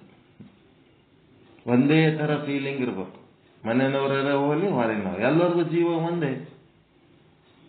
ಇದು ಎಂದು ಬರ್ಬೇಕಿದು? ಈ ಮಟ್ಟಕ್ಕೆ ನಾವು ಎಂದು ಬರಬೇಕು? ನಮ್ಮ ಭಾವನೆಗಳು ಹೆಂಗಾಗಬೇಕು? ಎಷ್ಟು ಪರಿಪಕ್ವ ಆಗ್ಬೇಕು ನಾವು? ಎಷ್ಟು ಪರಿಪಕ್ವ ಆಗ್ಬೇಕು? ಇನ್ನ ಎಷ್ಟು ಕಚ್ಚಾ ಅದ ನಮ್ಮದು ಪರಿಸ್ಥಿತಿ? ಎಷ್ಟು ಕಚ್ಚಾ ಇದೆ? ಪರಮಾತ್ಮನ ಸುದ್ದಿ ಮಾತಾಡ್ತೀವಿ, ಪರಮಾತ್ಮನ ಸುದ್ದಿ ಮಾತಾಡಿದ್ದು ಬರೀ ಸುದ್ದಿ ತಿಳಿದ್ರೆ ಇಷ್ಟು ಖುಷಿ ಆಗ್ತದ, ಆ ದಾರಿ ತುಳಿದ್ರೆ ಎಷ್ಟು ಖುಷಿ ಆಗ್ಲಿಕ್ಕಿಲ್ಲ. ಆನಂದ ಸುಮ್ಮನೆ ಬರ್ತದನ್ರಿ. ರಾಜ ಕನ್ನಡಿ ಮನಿ ಅಂತ ಮಾಡಿದ್ದ, ಎಷ್ಟೋ ಸಾರಿ ಹೇಳಿನಿ, ಆದ್ರೂ ಈ ಪರಿಪೂರ್ಣತೆ ಒಳಗೆ ಬರ್ತದದು, ಹೇಳ್ಬೇಕಾಗ್ತದ. ಆ ಪರಿಪೂರ್ಣತೆಯಲ್ಲಿ ಕನ್ನಡಿ ಮನಿ ಮಾಡಿದ್ದ, ಕನ್ನಡಿ ಮನಿಗಳು ಮಾಡಿ ಅದರೊಳಗೆ ನಾನಾ ರೀತಿ ಕನ್ನಡಿಗಳಿಟ್ಟಿದ್ದ. ಒಂದು ಕನ್ನಡಿ ಒಳಗೆ ಹೋಗಿ ನಿಂತ್ರ ಉದ್ದ, ಒಂದು ಕನ್ನಡಿ ಒಳಗ ಗಿಡ್ಡ, ಒಂದು ಕನ್ನಡಿ ಒಳಗೆ ದಪ್ಪ, ಇನ್ನೊಂದು ಕನ್ನಡಿ ಒಳಗೆ ತೆಳ್ಳಗ, ಏನ್ ಬೇಕಾದ್ರೆ ತರತರವಾದ ಕನ್ನಡಿಗಳು, ತರತರವಾದ ಕನ್ನಡಿ, ಆ ಬಣ್ಣ ಬಣ್ಣದ ಕನ್ನಡಿಗಳು ಏನೇನೋ ಇದ್ದು. ಒಂದು ಕನ್ನಡಿಯಾಗ ಹೋದ್ರೆ ಒಂದು ಪ್ರತಿಬಿಂಬ, ಇನ್ನೊಂದು ಕನ್ನಡಿಯಾಗ ಹೋದ್ರೆ 100 ಪ್ರತಿಬಿಂಬಗಳು ಅದೇ ಕನ್ನಡಿ ಒಳಗ ಏನೇನೋ ಮಾಡಿದ್ದ ಡಿಸೈನ್. ಅವನಿಗೆ ರಾಜ್ಯಭಾರ ಮಾಡುವಾಗ ತಲೆ ಬಿಸಿಯಾಗಿ ಬೇಸರ ಆಯ್ತಂದ್ರ ಎದ್ದು ಹೋಗಿ ಆ ಕನ್ನಡಿ ಮನೆಗೆ ಹೋಗಿ ಆ ಕನ್ನಡಿ ಮುಂದೆ ಹೋಗಿ ನಿಲ್ತಿದ್ದ. ಕನ್ನಡಿ ಒಳಗ ತನ್ನ ವಿವಿಧ ವಿವಿಧ ವಿನ್ಯಾಸದ ಪ್ರತಿಬಿಂಬಗಳನ್ನು ಕಂಡು ಏನ್ ಮಾಡ್ದ, ಖುಷಿ ಪಡ್ತಿದ್ದ. ಒಂಥರ ನಿಮ್ಮದೇ ಚಿತ್ರ ನಿಮ್ಗೆ ಎತ್ತರ ಗಿಡ್ಡ ಹಿಂಗೆಲ್ಲ ಇದ್ರೆ ನಿಮ್ಮದು ನೀವು ಖುಷಿ ಪಡ್ತಿರಲ್ಲ, ಹಂಗವ ಖುಷಿ ಪಡ್ತಿದ್ದ. ತನ್ನ ಪ್ರತಿಬಿಂಬಗಳನ್ನು ನೋಡಿ ಖುಷಿ ಪಡ್ತಿದ್ದ. ಅವನು ಏನ್ ಮಾಡ್ದ, ಒಂದು ದಿನ ಅದು ಬಾಗ್ಲ ಕೊಂಡಿ ಹಾಕೋದು ಮರ್ತು ಹಂಗೆ ಕುಲ್ಲ ಇಟ್ಟು ಹೋಗ್ಬಿಟ್ಟ. ಅದ್ರೊಳಗೆ ನಾಯಿ ಹೋಗ್ಕೋತ್, ರಾಜನ ನಾಯಿ. ಅವನ್ ನಾಯಿ ನೋಡಿ ಪರೇಶಾನ್ ಆಗ್ಬಿಡ್ತು. ಅಬ್ಬಾಬಾಬಾಬಾ, ಎಷ್ಟೊಂದು ನಾಯಿ ಸಾಕ್ಯಾನಲ್ಲಪ್ಪ ರಾಜ ಅಂದ. 100 ಕನ್ನಡಿಗಳು, 100 ಕನ್ನಡಿ ಒಳಗ ಈ ನಾಯಿದು ತನ್ನದೇ ಪ್ರತಿಬಿಂಬ. ಎಲ್ಲ ಕನ್ನಡಿ ಒಳಗೆ ಒಂದೇ ನಾಯಿ ಅದ, ಇದು ಅದರ ಪ್ರತಿಬಿಂಬ ಅನೇಕ, ಬಿಂಬ ಏಕ್. ಬೊಗಳದ ಕಟ್ಟಿಬಿಡ್ತು ನಾಯಿ, ಹುಚ್ಚದ್ದು ಬೊಗಳುತ್ತು. ಅಷ್ಟೊಂದು ನಾಯಿಗಳು ಇದಕ್ಕೆ ಬೊಗಳುತ್ತವ, ಇದು ಅದಕ್ಕೆ ಬೊಗಳುತ್ತವ. ಅಷ್ಟೊಂದು ಪ್ರತಿಬಿಂಬಗಳು ಈ ಬಿಂಬಕ್ಕೆ ಬೊಗಳಕತ್ತವ, ಈ ಬಿಂಬ ಅಷ್ಟೊಂದು ಪ್ರತಿಬಿಂಬಗಳ ಜೊತೆಗೆ ಬೊಗಳಕತ್ತವ. ಇದಕ್ಕೆ ನೋಡಿ ಅದು ಜೋರ್ ಜೋರ್ ಹೋದ್ರು, ಅದು ನೋಡಿ ಇವಕ್ ಜೋರ್ ಜೋರ್ ಹೋದ್ರು, ಒದರಿ ಒದರಿ ಒದರಿ ಒದರಿ ಏನಾಗ್ಬಿಡ್ತು, ಅದು ನಾಯಿ ಬೇಹುಷಾಗಿ ಬಿದ್ದು ಪ್ರಾಣ ತ್ಯಾಗ ಮಾಡ್ತು. ದುಃಖ, ಭಯ, ಚಿಂತೆ, ಇಷ್ಟೊಂದು ನಾಯಿಗಳನ್ನು ಹೆಂಗೆ ಎದುರಿಸ್ಬೇಕಂತ ಅಂಜಿಬಿಡ್ತು. ಮತ್ತ ಅದೇ ಕನ್ನಡಿ ಮನೆಯೊಳಗ ರಾಜ ಹೋಗಿ ಅಷ್ಟೊಂದು ಪ್ರತಿಬಿಂಬಗಳ ಜೊತೆಗೆ ಅದನ್ನು ನೋಡಿ ತಾನು ಸಂತೋಷ ಪಟ್ಟ. ಇಲ್ಲಿ ನೋಡಿದ್ರೆ ಇದು ಭಯ ಚಿಂತೆ ಒಳಗಾಗಿ ಇದು ಸಾತತ್ತು. ಯಾಕ ಅಂತಂದ್ರೆ ಆ ರಾಜನಲ್ಲಿ ಒಂದು ಪರಿಪೂರ್ಣತೆಯ ಭಾವನೆ. ನಾನು ಬಿಂಬ, ಇಲ್ಲಿ ಸುತ್ತಮುತ್ತ ಏನದವ ಇವೆಲ್ಲ ನನ್ನವೇ ಪ್ರತಿಬಿಂಬಗಳದವ ಅಂತ ತಿಳ್ಕೊಂಡ. ನನ್ನ ಪ್ರತಿಬಿಂಬಗಳೇ ಇವೆಲ್ಲ. ಮುಂದೆ ಕುಂತು ನೀವು 25 ಮಂದಿ ಕೇಳಕತ್ತೀರಿ ಅಂದ್ರ ನಾನು ಬಿಂಬ ಅಂತ ತಿಳ್ಕೊಂಡ್ಮೇಲೆ ನೀವು ನನ್ನ ಪ್ರತಿಬಿಂಬಗಳು ಅಂತ ತಿಳ್ಕೊಂಡಾಗ ಪ್ರತಿಬಿಂಬ ನೋಡಿಕೆ ನಮ್ಗೆ ಏನಾರ ಅಂಜಿಕೆ ಆಗ್ತದ, ದುಃಖ ಆಗ್ತದ, ಭಯ ಆಗ್ತದ? ಏನಿಲ್ಲ. ನೀವು ಕನ್ನಡಿ ಒಳಗೆ ನಿಮ್ಮ ಮುಖ ನೋಡಿ ನೀವೇನು ದುಃಖ ಪಟ್ಟಿರಿ, ಅಂಜಿಕೊಂಡ್ರಿ, ಏನಾಗ್ಯದ ನಿಮಗೆ? ನಿಮ್ಮದೇ ನಿಮ್ಮ ಪ್ರತಿಬಿಂಬಕ್ಕೆ ನೀವು ಏನಿಲ್ಲ. ಹಾಂಗ ರಾಜ ತಿಳ್ಕೊಂಡದ್ದು ಸಂತೋಷ ಆಯ್ತು. ಇದು ಪರಿಪೂರ್ಣತೆ. ಅದು ನಾಯಿ ಏನ್ ಮಾಡ್ತು, ಅಲ್ಲಿರೋ ಪ್ರತಿಬಿಂಬಗಳೇ ಬೇರೆ, ತಾನೇ ಬೇರೆ. ಅಪೂರ್ಣತೆ, ಪರಿಚ್ಛಿನ್ನತೆ. ಬಿಂಬ ಪ್ರತಿಬಿಂಬ ಪರಿಚ್ಛಿನ್ನ ಆಗಿದ್ದಕ್ಕೆ ಏನಾಗ್ಬಿಡ್ತು, ಈ ಸಮಸ್ಯೆ ಬಂತು. ಅದು ಒದರಿ ಒದರಿ ಒದರಿ ಅಂಜಿ ಸತ್ತತ, ಒದರಿ ಒದರಿ ಸತ್ತತ. ಭಯ, ದುಃಖ, ಚಿಂತೆಯಿಂದ ಸತ್ತತ. ಎಲ್ಲ ನಾನೇ ಅನ್ನುವಂಥ ಏಕೋಭಾವ ಇದ್ದವನಿಗೆ ಏನು ಸಮಸ್ಯೆನೇ ಕಾಣಂಗಿಲ್ಲ. ಒಂದರ್ಕಿನ್ನ ಒಂದು ದೊಡ್ಡದು, ಒಂದರ್ಕಿನ್ನ ಒಂದು ದೊಡ್ಡದು, ಅದಕ್ಕಿಂತ ನಂದು ಸಣ್ಣದು, ನಂದರ್ಕಿಂತ ಅವ್ರದ್ದು ದೊಡ್ಡದು, ಅದಕ್ಕಿಂತ ನಂದು ಚಂದ, ನಂದರ್ಕಿಂತ ಅವ್ರ ಚಂದ. ಬರೀ ಇವೇ ಪರಿಚ್ಛಿನ್ನ ಬುದ್ಧಿ. ಅಪರಿಚ್ಛಿನ್ನ ಆಗ್ಲಿಕ್ಕೆ ತಯಾರೇ ಇಲ್ಲ. ನಮ್ಮನಿ ಭಾರಿ ಡಿಸೈನ್ ಕಟ್ಸಿವಿ ಅಂತ ಭಯಂಕರ ಹೆಮ್ಮೆ ಪಡೋದು, ಅದಕ್ಕಿಂತ ಹಳಿ ಡಿಸೈನ್ ಅಂದ್ಬಿಡೋದು ಇನ್ನೊಬ್ಬರಿಗೆ. ಇದ್ರ ಅಪ್ಪನಂತದ್ದು ಇನ್ನೊಂದು 6 ತಿಂಗಳದಾಗ ಮತ್ತೊಬ್ಬ ಕಟ್ಟಿಸ್ತಾನ, ಅವಾಗ ನಿಮ್ಮದಕ್ಕೂ ಅದು ಹಳಿ ಡಿಸೈನ್ ಅಂತಾರೆ. ಸುಮ್ಮನೆ ಒಂದು ಮನಿ ಕಟ್ಕೊಂಡು ಅದಕ್ಕೆ 4 ಗಾಡಿ, ಒಂದಿಷ್ಟು ಗಾಳಿ ಬೆಳಕ ಬರಕ ಕಿಟಕಿ ಬಾಗ್ಲ ಮತ್ತೇನದು ಒಂದು ಛತ್ತ. ನಮಗೆ ಬೇಕಾಗಿರೋದು ಇಷ್ಟೇ. ಅಷ್ಟರೊಳಗೆ ಏನು ಮಾಡ್ಲಕತ್ತಾರ ಇವೆಲ್ಲ ಏನದ ಅಂದ್ರೆ ಅಜ್ಞಾನದ ಬುದ್ಧಿ, ಮಾಯೆಯ ಸೃಷ್ಟಿ. ಆ ಮಾಯೆಯ ಸೃಷ್ಟಿ ಒಳಗೆ ಅನೇಕತೆಗಳದಾವ. ಒಂದು ಬಾಡ್ದು, ಒಂದು ಸಾಣದು, ಒಂದು ಚಂದ, ಒಂದು ಕುರೂಪ, ಏನೇನೋ ಅದಾವ. ಆ ಮಾಯೆಯನ್ನ ನೋಡ್ಕೋತಾದ್ರ ಅದೇನದ ಅಪರಿಪೂರ್ಣತೆ ಆಗಿ ದುಃಖ, ಭಯ, ಚಿಂತೆ ಉಂಟಾಗ್ತದ. ಕ್ರಿಟಿಸೈಸ್ ಮಾಡಬೇಕು ಅನ್ನಿಸ್ತದ, ಕಂಪೇರ್ ಮಾಡಬೇಕು ಅನ್ನಿಸ್ತದ, ಎಕ್ಸ್ಪೆಕ್ಟ್ ಮಾಡಬೇಕು ಅನ್ನಿಸ್ತದ. ಪರಮಾತ್ಮನೇ ಸ್ವರೂಪ ಎಲ್ಲರೂ ಒಂದೇ ಅಂತ ತಿಳ್ಕೊಂಡಾಗ ಯಾರ್ಲಿಂದ ಯಾರಿಗೆ ಎಕ್ಸ್ಪೆಕ್ಟ್ ಮಾಡಬೇಕು, ಯಾರಿಗ್ಯಾರು ಕ್ರಿಟಿಸೈಸ್ ಮಾಡಬೇಕು, ಯಾರಿಗ್ಯಾರು ಕಂಪೇರ್ ಮಾಡಬೇಕು? ಎಲ್ಲರೂ ಒಂದೇ.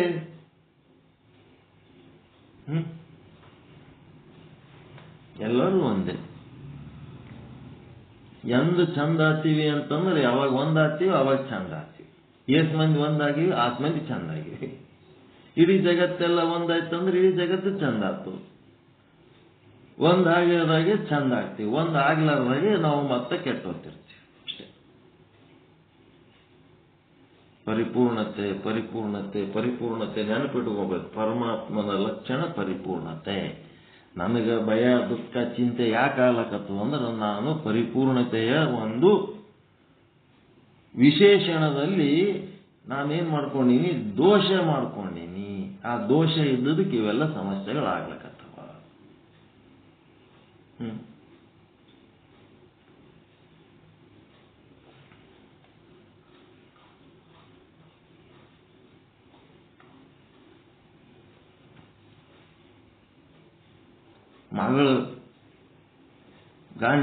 ಮಗಳ ಗಂಡ ಮಗಳಿಗೆ ಸುಮ್ಮಕ್ಕೋ, ರೆಸ್ಟ್ ಮಾಡು, ಅವೆಲ್ಲ ಏನ್ ಮನೆ ಕೆಲಸ ನಾ ಮಾಡ್ತೀನಿ, ಎಲ್ಲ ಚಲೋ ನಾ ನೋಡ್ಕೊತೇನೆ, ನಿನಗ ಏನ್ ಚಿಂತೆ ಮಾಡಬೇಡ ಅಂಥೇಳಿ ಗಂಡ ಮಗಳಿಗೆ ಒಂದ್ ಕಡೆ ಮನಗಿಸಿ ರೆಸ್ಟ್ ಮಾಡಿ ಆರಾಮ್ ಇರ್ಲಕ್ ಬಿಟ್ಟು ಮನೆ ಕೆಲಸ, ಆಫೀಸ್ ಕೆಲಸ ಎಲ್ಲ ತಾನೇ ಮಾಡ್ಲಕತ್ತಿದ್ನಂತಂದ್ರ ಆ ಮಗಳ ತಾಯಿಗೆ ಸ್ವರ್ಗ.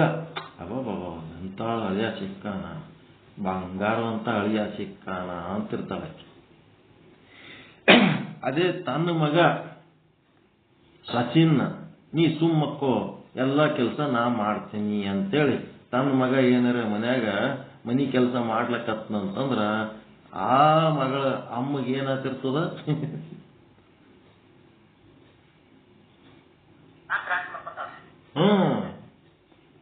ನನ್ನ ಮಗ ಎಷ್ಟು ಕಷ್ಟಪಡ್ಲಕತ್ತಾನ, ನೀನೇನು ಆರಾಮ್ ಮಕ್ಕೊಂಡಿದೀಯ ಅಂತನ ಅಂತಾಳೆ. ಇದು ಪರಿಪೂರ್ಣತೆ ಅಲ್ಲ. ಪರಿಪೂರ್ಣತೆ ಅಲ್ಲ. ಆಮೇಲೆ ಸಾಮಾನ್ಯವಾಗಿ ಅತ್ತಿದರು ಹೆಂಗಿರ್ತಾರಂತಂದ್ರೆ ಅನುಭವ ಇರಬಹುದು ಹೊರತು ಶೈಕ್ಷಣಿಕವಾಗಿ ಅವರು ಪರಿಪಕ್ವ ಇರಲ್ಲ. ಅವರೊಳಗ ಕೆಲವೊಂದು ವಿಕಾಸ ಆಗಿರಂಗಿಲ್ಲ, ವ್ಯಕ್ತಿತ್ವ ವಿಕಾಸ ಆಗಿರಲ್ಲ. ಅವ್ರದ್ದು ತಮ್ಮದೇ ಆದ ಒಂದು ಹಿಡಿತ ಇಟ್ಕೊಂಡು ಬಂದಿರ್ತಾರ. ಹಿಂಗಾಗಿ ಅವ್ರದೊಳಗ ವಿಕಾಸ ಇರಲ್ಲ. ಮುಂದಿನ ಜನರೇಷನ್ ಒಳಗ ವಿಕಾಸ ಹೊಂದಿರ್ತಾರ ಅವರು. ಈ ಪ್ರಕೃತಿ ಒಳಗ ಹೊಸ ಹೊಸ ಜೀವಗಳು ಬಂದಂಗೆಲ್ಲ ವಿಕಾಸ ಆಗಿರ್ತದಲ್ಲ, ಹೊಸ ವಿಕಾಸದ ಸೃಷ್ಟಿ ಆದಕ್ಕೆ ಸೊಸೆ ಅಲ್ಲಿ ಸಂಭಾಳಿಸ್ಕೊಂಡು ಹೋಗ್ಬೇಕಾಗಿದ್ದು ಸೊಸಿ ಜವಾಬ್ದಾರಿ ಬಹಳ. ಅತ್ತಿ ಒಳಗ ಅಜ್ಞಾನ ಇರೋದು ಸಹಜ, ಭೇದ ಭಾವ ಇರೋದು ಸಹಜ, ಆಕಿ ಕಿರಿಕಿರಿ ಸ್ವಭಾವ ಇರೋದು ಸಹಜ. ಯಾಕಂದ್ರೆ ಆಕಿ ಅರಳಿರಂಗಿಲ್ಲ. ಆ ಅರಳಲಾರದಂಥದ್ದು ನಮ್ಮ ವಸ್ತು, ಅದನ್ನು ನಮ್ಮದೇ ಅಂತೇಳಿ ದೊಡ್ಡ ಮನಸ್ಸು ಮಾಡಿ ವಿಕಾಸ ಭಾವನೆ ಹೊಂದಿ ದೊಡ್ಡ ಮನಸ್ಸಿನಿಂದ ಸಂಭಾಳಿಸ್ಕೊಂಡು ಹೋಗ್ಬೇಕಾಗಿದ್ದು ಸೊಸಿದೆ ಜವಾಬ್ದಾರಿ ಬಹಳ ಇರ್ತದೆ. ಅವ್ರು ಮಾಡಿ ಇಲ್ಲಿಗೆ ತಂದು ಮುಟ್ಸ್ಯಾರಲ್ಲ, ಆಯ್ತು ಥ್ಯಾಂಕ್ ಯು ಅಂತೇಳಿ ಅವ್ರ ಬಗ್ಗೆ ಒಂದು ಧನ್ಯತಾ ಭಾವ ಇರಬೇಕು. ಅವ್ರು ಹೆಂಗೆ ಇರಲಿ, ಅವ್ರು ಇದ್ದಂಗೆ ಅಕ್ಸೆಪ್ಟ್ ಮಾಡ್ಕೊಂಡು ಹೋಗ್ಬೇಕಾಗಿದ್ದು ಸೊಸಿ ಜವಾಬ್ದಾರಿ. ಅವ್ರ ಸಂಗಟ ಮಾತಿಗೆ ಮಾತು ಒಂದಂದ್ರೆ ಒಂದು ಅಂದ್ರೆ ಒಂದು ಆಯ್ತು. ಮೊನ್ನೆ ಒಬ್ಬರು ಮನೆಗೆ ಹೋಗಿದ್ದೆ, ಅವರಿಬ್ರು ಅತ್ತಿ ಸೊಸಿ ಏನ್ ಮಾಡ್ಕೊಂಡಾರೋ ಏನೋ ಮೊದಲೇ ಗೊತ್ತಿಲ್ಲ. ನಾನು ಹೋಗುನ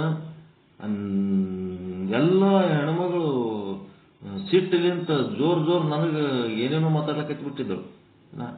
ಯಾಕವ ನಾರ್ಮಲ್ ಇಲ್ಲಲ್ಲ, ಏನಾಗ್ಯದ ನಿನಗ, ಏನು ಇವತ್ತು ಬೇರೆನೇ ನಡೆದಲ್ಲ ನಿನ್ನ ಅವತಾರ ಅಂತ ನಂದೇನಿಲ್ಲ, ನಾ ಹೆಂಗೆ ಬಿಟ್ಟು ಹಂಗೆ ಅದೀನಿ, ನನಗೇನಾಗ್ಯವ ಅನ್ನೋದು ಮತ್ತೆ ಉಲ್ಟತ್ತಿದ.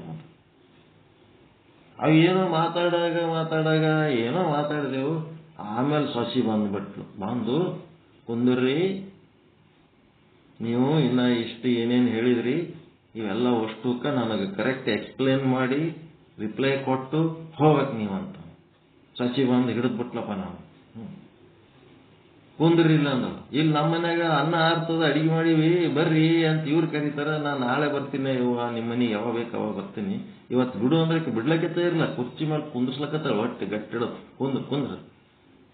ಆ ಗಾಂಡ್ ಹೇಳ್ತಾನ, ಅವ್ರು ಹೋಗ್ಲಿ ಬಿಡು ಮನ್ಯಾಗ ಕರಿಲಕತ್ತಾರ, ನಾಳೆಗೆ ಬರ್ತಾರ. ಅವ್ರು ಏನು ಎಲ್ಲಿ ಹೋಗ್ತಾರೆ, ಇಲ್ಲೇ ಇರ್ತಾರ ಅಂದ್ರೂ ಆಕಿಗೆ ಸಮಾಧಾನ ಆಗಲ್ದು. ಈಗೇ ಬೇಕು ನನಗೆ ರಿಪ್ಲೈ ಅಂತ ಸೊಸಿ ಜಿದ್ದು ಮಾಡ್ತಾಳ.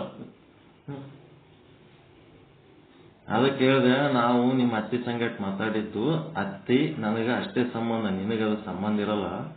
ನೀನು ಅದನ್ನ ತಲೆಗೆ ಹಾಕೊಂಡು ನಡ್ವರ್ಕ್ ಬಂದು ಹಿಂಗೆಲ್ಲ ಮಾಡೋದು ತಪ್ಪು. ಹಿಂಗನಕ್ಕೆ ಜೋರು ಒದರಾಗ್ಲಕ್ಕತ್ತು. ಮರುದಿನ ಮುಂಜಾನೆ ಹೋಗಿ ಮೊದಲ ಸೊಸಿ ಆದಕ್ಕಿದು ಬಾಯಿ ಭದ್ರ ಇರ್ಬೇಕು. ಅತ್ತಿ ಒದರಿದ್ರು ಒದರ್ಲಿ, ಟೆನ್ಷನ್ ಮಾಡ್ಕೊಂಡು ನಿನ್ನ ಬಾಯಿ ಭದ್ರ ಇರ್ಬೇಕು.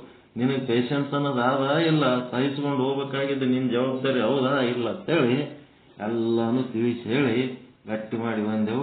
ಈಗ ಮತ್ತೆಲ್ಲ ಬರಬರಾಗ್ಯಾರ. ತಿಳಿಲಾರ್ದಕ್ಕೆ ಏನೇನೋ ಮಾಡ್ತಿರ್ತಾರೆ, ಗದ್ಲ ಏನೋ ಇರ್ತಾವ. ಪರಿಪೂರ್ಣತೆ ಇರ್ಲಾರ್ದಕ್ಕೆ ಈ ಸಮಸ್ಯೆಗಳು. ಸೊಸಿ ಅಂದ್ರೆ ಹೆಂಗಿರ್ಬೇಕು, ಸೊಸಿ ಬಳಿ ಪರಿಪೂರ್ಣತೆ ಇಲ್ಲ. ಅತ್ತಿ ಅಂದ್ರೆ ಹೆಂಗಿರ್ಬೇಕು, ಅತ್ತಿ ಬಳಿ ಪರಿಪೂರ್ಣತೆ ಇಲ್ಲ. ತನ್ನ ಮಗಳಂತೆ ತನ್ನ ಸೊಸಿನ ನೋಡ್ಕೊಂಡ್ಬಿಟ್ರೆ ಪರಿಪೂರ್ಣತೆ. ತಮ್ಮ ತಂದೆ ತಾಯಿಗತ್ಲೆ ತಮ್ಮ ಅತ್ತಿ ಮಾವ ನೋಡ್ಕೊಂಡ್ಬಿಟ್ರೆ ಪರಿಪೂರ್ಣತೆ. ಅಷ್ಟೇ, ಅದಿರೋದೇ ಅಷ್ಟೇ ಅದ. ತಮ್ಮವ್ರಿಗೊಂದು, ಬೇರೆಯವ್ರಿಗೊಂದು, ಹಿಂದೊಂದು, ಮುಂದೊಂದು, ಒಳಗೊಂದು, ಹೊರಗೊಂದು, ಇವೆಲ್ಲ ಏನಿರ್ತಾವಲ್ಲ ಇವು ಅಪರಿಪೂರ್ಣತೆಯ ಲಕ್ಷಣಗಳು. ನಮ್ಮ ಮನೆಗೆ ಉಲ್ಟಾ ಆಗಿಬಿಡ್ತದ. ನಮ್ಮ ಮಗಳಿಗೆ ಆ ಗಂಡನ ಮನೆನೇ ತವ್ರ ಮನೆ ಆಗ್ಯದ, ನಮ್ಮ ತವ್ರ ಮನೆನೇ ಗಂಡನ ಮನೆ ಆಗ್ಯದ. ಗಂಡನ ಮನೆಗೆ ಹೆಂಗ ಸಿಡಿಮಿಡಿ ಮಾಡ್ತಾಳ ಆಕಿ ಇಲ್ಲಿ ನಮ್ಮ ಮನೆಗೆ ಮಾಡ್ತಾಳ ಹಂಗ. ಅಲ್ಲಿ ನೋಡಿದ್ರೆ ಭಾರಿ ಕುಸುಮ ಕೋಮಲ, ಅಲ್ಲಿ ಏನು ಅಗದಿ ಹೊಂದ್ಕೊಂಡು ಹೆಂಗಿರ್ತಾಳ ಅಂದ್ರೆ ಹಂಗಿರ್ತಾಳ. ಅಲ್ಲಿ ಇರೋದೇ ಬೇರೆ. ಇಲ್ಲಿ ನಮ್ಮ ಸಂಗಟ ಡಿಶುಮ್ ಅಂತಾಳೆ ಇಟ್ಟಿಟ್ಟಕ್ಕೆ. ಎನ್ಲಿ ಬಿಡು, ಎಲ್ಲರ ಒಂದ್ ಕಡೆ ಡಿಶುಮ್ ಅನಿಸ್ಲಿ ಬಿಡು, ಮತ್ತೆ ಆಕಿ ಟೆನ್ಷನ್ ಫ್ರೀ ಮಾಡ್ಕೊಳಕ್ ಏನೋ ಅಂತಿರ್ತಾಳ, ಅನ್ಲಿ ಬಿಡು, ಸುಮ್ ಕೂತ್ ಬಿಟ್ಟಿವಿ. ಈಗ ಏನ್ ಮಾಡ್ಬೇಕು? ಯಾರೇ ತವ್ರ ಮನೇಲಿಂತ ಗಂಡನ ಮನೆಗೆ ಹೋಗೋ ಟೈಮ್ನೊಳಗೆ ತಾಯಿಯರು ಮನೆಯವರು ಅಳತಿರ್ತಾರೆ. ಅವ್ರ ಮನೇಲಿಂತ ನಮ್ಮ ಮನೆಗೆ ಡೆಲಿವರಿಗೆ ಬರಾಗ ಅವ್ರ ಅತ್ತೆ ಗಂಡ ಕಣ್ಣ ನೀರು ಹಾಕ್ಲಕತ್ತಾರ. ನಾವಿಲ್ಲೇ ಡೆಲಿವರಿ ಮಾಡಿಸ್ತಿದ್ದೆವು, ಅಲ್ಲಿಗೆ ಹೋಗ್ಲಕತ್ತಿದೀಯ. ಇದು ಒಳ್ಳೆ ಅವ್ರ ಮನೆ ಆದಂಗ ಆಗ್ಯಾರ, ಅಷ್ಟು ಕ್ಲೋಸ್ ಅದಾರ ಅವ್ರು. ಎದಕ್ಕೆ ಇವೆಲ್ಲ ಸಾಧ್ಯ ಆಗ್ತದಂತಂದ್ರ ಅಂತ ಪುಣ್ಯವಂತರು ಇರ್ತಾರ ಅವರು. ಏನೋ ಹಿಂದಿನ ಜನ್ಮದಾಗ ಅಂತದು ಪ್ರೀತಿ ಮಾಡಿ ಏಕೋಭಾವದಿಂದ ಈ ಪರಿಪೂರ್ಣತೆಯ ಒಂದು ಜೀವನ ಮಾಡಿ ಹೋಗಿರ್ತಾರಲ್ಲ, ಅಂಥವ್ರಿಗಿಂತವೆಲ್ಲ ಸಾಧ್ಯಗಳಾಗ್ತಾವ. ಪವಾಡಗಳಿದ್ದಂಗೆ ಇವೆಲ್ಲ ವಿಚಿತ್ರ ಪವಾಡಗಳು. ಅವರು ಹಿಂದಿನ ಕಾಲದಾಗ ಅಂಥದೊಂದು ಪರಿಪೂರ್ಣತೆ ಮಾಡಿ ಬಂದಿರ್ತಾರ ಜೀವನ, ಅಂಥವ್ರಿಗಿಂತವೆಲ್ಲ ಸಾಧ್ಯ ಆಗ್ತವೆ. ಹುಟ್ಟದ ಎಲ್ಲರೂ ಒಂದೇ ರೀತಿ ಹುಟ್ಟತಾರ ಅಂತ ಹೇಳಕ್ಕೆ ಅಂತಿರ್ತಾರೆ. ಖರೆ ಹುಟ್ಟದ್ರಾಗ ವ್ಯತ್ಯಾಸ ಆದ ಇಲ್ಲ. ಒಬ್ಬ ಹುಟ್ಟುತ್ತಲೇನೆ ಬಂಗಾರ ಚಮಚದಾಗ ಅವನಿಗೆ ಬಾಯಾಗಿ ಜೇನುತುಪ್ಪ ಹಾಲು ಹಾಕ್ತಾರ. ಇನ್ನೊಬ್ಬ ಹುಟ್ಟಿದ್ರ ತಾಯಿ ಎದೆ ಒಳಗೆ ಹಾಲೇ ಬರಂಗಿಲ್ಲ, ಪಾಕೆಟ್ ಹಾಲು ಹಾಕಿ ಬೆಳೆಸ್ಬೇಕಾಗ್ತದ ಅವನಿಗೆ. ಅಂತ ಕರ್ಮಿಷ್ಠ ಹುಟ್ಟಿರ್ತಾನೋ. ಎಲ್ಲರೂ ಒಂದೇ ತರ ಹುಟ್ಟತಾರ ಒಂದೇ ತರ. ಹುಟ್ಟಿದ ಆತ್ಮಗಳು ಎಂತಿಂತವಿರ್ತವೆ ಅವನಿಗೆ ಗೊತ್ತು. ಹೀಗಾಗಿ ಪರಿಪೂರ್ಣತೆಯ ಜೀವನ ಬಹಳ ಮುಖ್ಯ. 84 ಲಕ್ಷ ಜೀವರಾಶಿಗಳೆಲ್ಲ ನನ್ನ ಪ್ರತಿಬಿಂಬಗಳೇ. ನಿಮ್ಮ ಪ್ರತಿಬಿಂಬಕ್ಕ ನೀವು ಮಸಿ ಹಚ್ಚಿದ್ರೆ ಹೆಂಗ, ನಿಮ್ಮ ಪ್ರತಿಬಿಂಬಕ್ಕೆ ನೀವು ಬೈದ್ರೆ ಹೆಂಗ? ಅದು ನಿಮಗೆ ಹಚ್ಕೊಂಡಂಗೆ ಹೌದಾ ಇಲ್ಲ? ಏನ ಕಿತ್ತಿ ಏನ ನಿರಿವುದಯ್ಯ ಅಂತ ವಚನಗಳು ಬರೀತಾರೆ. ಖಡ್ಗಗಳ ತಗೊಂಡ್ರ ಚುಚ್ಚುವವನು ಅವನೇ, ಆ ಖಡ್ಗನೂ ಅವನೇ, ಪರಮಾತ್ಮನೇ. ಖಡ್ಗ ಪರಮಾತ್ಮ ಹೌದಾ ಇಲ್ಲ? ಚುಚ್ಚವನು ಪರಮಾತ್ಮನೇ, ಚುಚ್ಚುಗಳವನು ಪರಮಾತ್ಮನೇ. ಏನು ಕಿತ್ತಿ ಏನು ಇರಿವದೆ, ಯಾರಿಗೆ ಕಿತ್ತಬೇಕು, ಯಾರಿಗೆ ಇರಬೇಕು? ಖಡ್ಗನು ತಾನೇ, ಚುಚ್ಚವನು ತಾನೇ, ಚುಚ್ಚುಗಳವನು ಅವನೇ. ಅದಕ್ಕ ಈ ರೀತಿ ಭಾವನೆ ಮಾಡಿದ್ಮೇಲೆ ಖಡ್ಗಗಳು ಕರಗಿ ಗೂಂಡಾದಂಗ ಆತವಂತ. ಖಡ್ಗದಿಂದ ಚುಚ್ಚದ್ರ ಬದಲಿ ನಮ್ಮಲ್ಲಿ ಏಕೋಭಾವ ಬಂತು ಅಂತಂದ್ರ ಖಡ್ಗ ಚುಚ್ಚಿ ಸಾಯದ್ರ ಬದಲಿ ಅವು ಖಡ್ಗಗಳು ಏನಾತವಂತ, ಗುಂಡಾದಂಗ ಆತವಂತ. ಗುಂಡು ತಗೊಂಡು ಚುಚ್ಚಿದ್ರ ಗಾಯ ಆಗಿ ಸಾಯ್ತಾರನ್ರಿ ಯಾರೇ? ಇಲ್ಲ. ಏಕೋಭಾವ ಇತ್ತಂದ್ರ ಖಡ್ಗಗಳು ಗುಂಡಾದಂಗ ಆತವಂತ. ಮತ್ತ ಗುಂಡು ತಗೊಂಡು ಚುಚ್ಚಿದ್ರೆ ಸಾಯಂಗಿಲ್ಲ ಅಂತಂದ್ಮೇಲೆ ಗುಂಡು ತಗೊಂಡು ತಲೆಗೆ ಹಾಕಿ ಸಾಯ್ತಾರ ಇಲ್ಲ? ಇನ್ನೂ ಡೀಪ್ ಆಗಿ ಏಕೋಭಾವ ಮಾಡಿದ್ರ ಆ ಗುಂಡುಗಳೇ ಒಂದು ತಗಡಿನ ರೂಪದ ತಾಳಿ ಅವೇ ನಮಗ ಏನಾಗ್ತವಂತ, ಹಡಗುಗಳಾಗ್ತವತ್ತ, ಬೋಟ್ಗಳಾಗ್ತವತ್ತ ಈ ಭವಸಾಗರ ದಾಟುವುದಕ್ಕ. ಆ ಬೋಟಿನಾಗಿರೋ ತಗಡನೂ ಅದೇ, ಗುಂಡಿನೊಳಗಿರುವ ಲೋಹನೂ ಅದೇ, ಖಡ್ಗದೊಳಗಿರೋ ಲೋಹನೂ ಅದೇ. ಈ ಭವಸಾಗರ ದಾಟುವುದಕ್ಕ ಹುಟ್ಟಿನಿಂದ ಸಾವಿನ ತನಕ ಜೀವನ ನಡೆಸಬೇಕಾಗ್ಯದಲ್ಲ, ಇದು ದಾಟೋದಕ್ಕ ನಮಗ ಬೋಟ್ ಬೇಕಾಗ್ಯದ, ಖಡ್ಗನೂ ಬೇಕಾಗಿಲ್ಲ, ಗುಂಡನೂ ಬೇಕಾಗಿಲ್ಲ. ಸುರಕ್ಷಿತವಾಗಿ ಈ ದಂಡಿಲಿಂತ ಆ ದಂಡಿ ದಾಟಬೇಕಾಗ್ಯದ. ಹಂಗಿಲ್ಲದ ಬದುಕು, ಯಾರ್ದು ಹಂಗನಾಗ ಇರ್ಲಾರ್ದಂಗ ನಮ್ಮ ದುಡಿಮೆಯಿಂದ ನಾವು ತಿಂದು ಬದುಕೋದು, ಇದು ಹಂಗಿಲ್ಲದ ಬದುಕು. ಕಡೆಗೆ ನೋವಿಲ್ಲದ ಸಾವು. ಇವೆರಡೇ ನಮ್ಮ ರಿಸಲ್ಟ್ಗಳು. ನಾವು ಸಾಯುವಾಗ ಇನ್ನೊಬ್ಬರಿಗೂ ನೋವು ಪಟ್ಟಿರಬಾರ್ದು, ನಮಗೂ ನೋವಾಗಿರಬಾರದು. ನೋವಿಲ್ಲದ ಸಾವು, ಹಂಗಿಲ್ಲದ ಬದುಕು ಮಾಡಿ ಸುರಕ್ಷಿತವಾಗಿ ಈ ದಂಡಿಲಿಂತ ಆ ದಂಡಿಗೆ ಮುಟ್ಟಬೇಕಾದ್ರ ಈ ಪರಿಪೂರ್ಣತೆ ಎಷ್ಟರ ಮಟ್ಟಿಗೆ ನಾವು ಸಾಧನೆ ಮಾಡಿರ್ತೀವಿ ಅಷ್ಟರ ಮಟ್ಟಿಗೆ ನೋವಿಲ್ದಂಗೆ ಆಗ್ತದ, ಅಷ್ಟರ ಮಟ್ಟಿಗೆ ಹಂಗಿಲ್ದಂಗೆ ಆಗ್ತದೆ. ನಾವು ಪರಿಪೂರ್ಣವಾದಂತ ಪಕ್ಕ ಸಾಧನೆ ಮಾಡಿದ್ದೇವೆ ಅಂತಂದ್ರೆ 100% ನೋವಿಲ್ಲದ ಸಾವು, 100% ಹಂಗಿಲ್ಲದ ಜೀವನ, ಹಂಗಿಲ್ಲದ ಬದುಕು, ನೋವಿಲ್ಲದ ಸಾವು.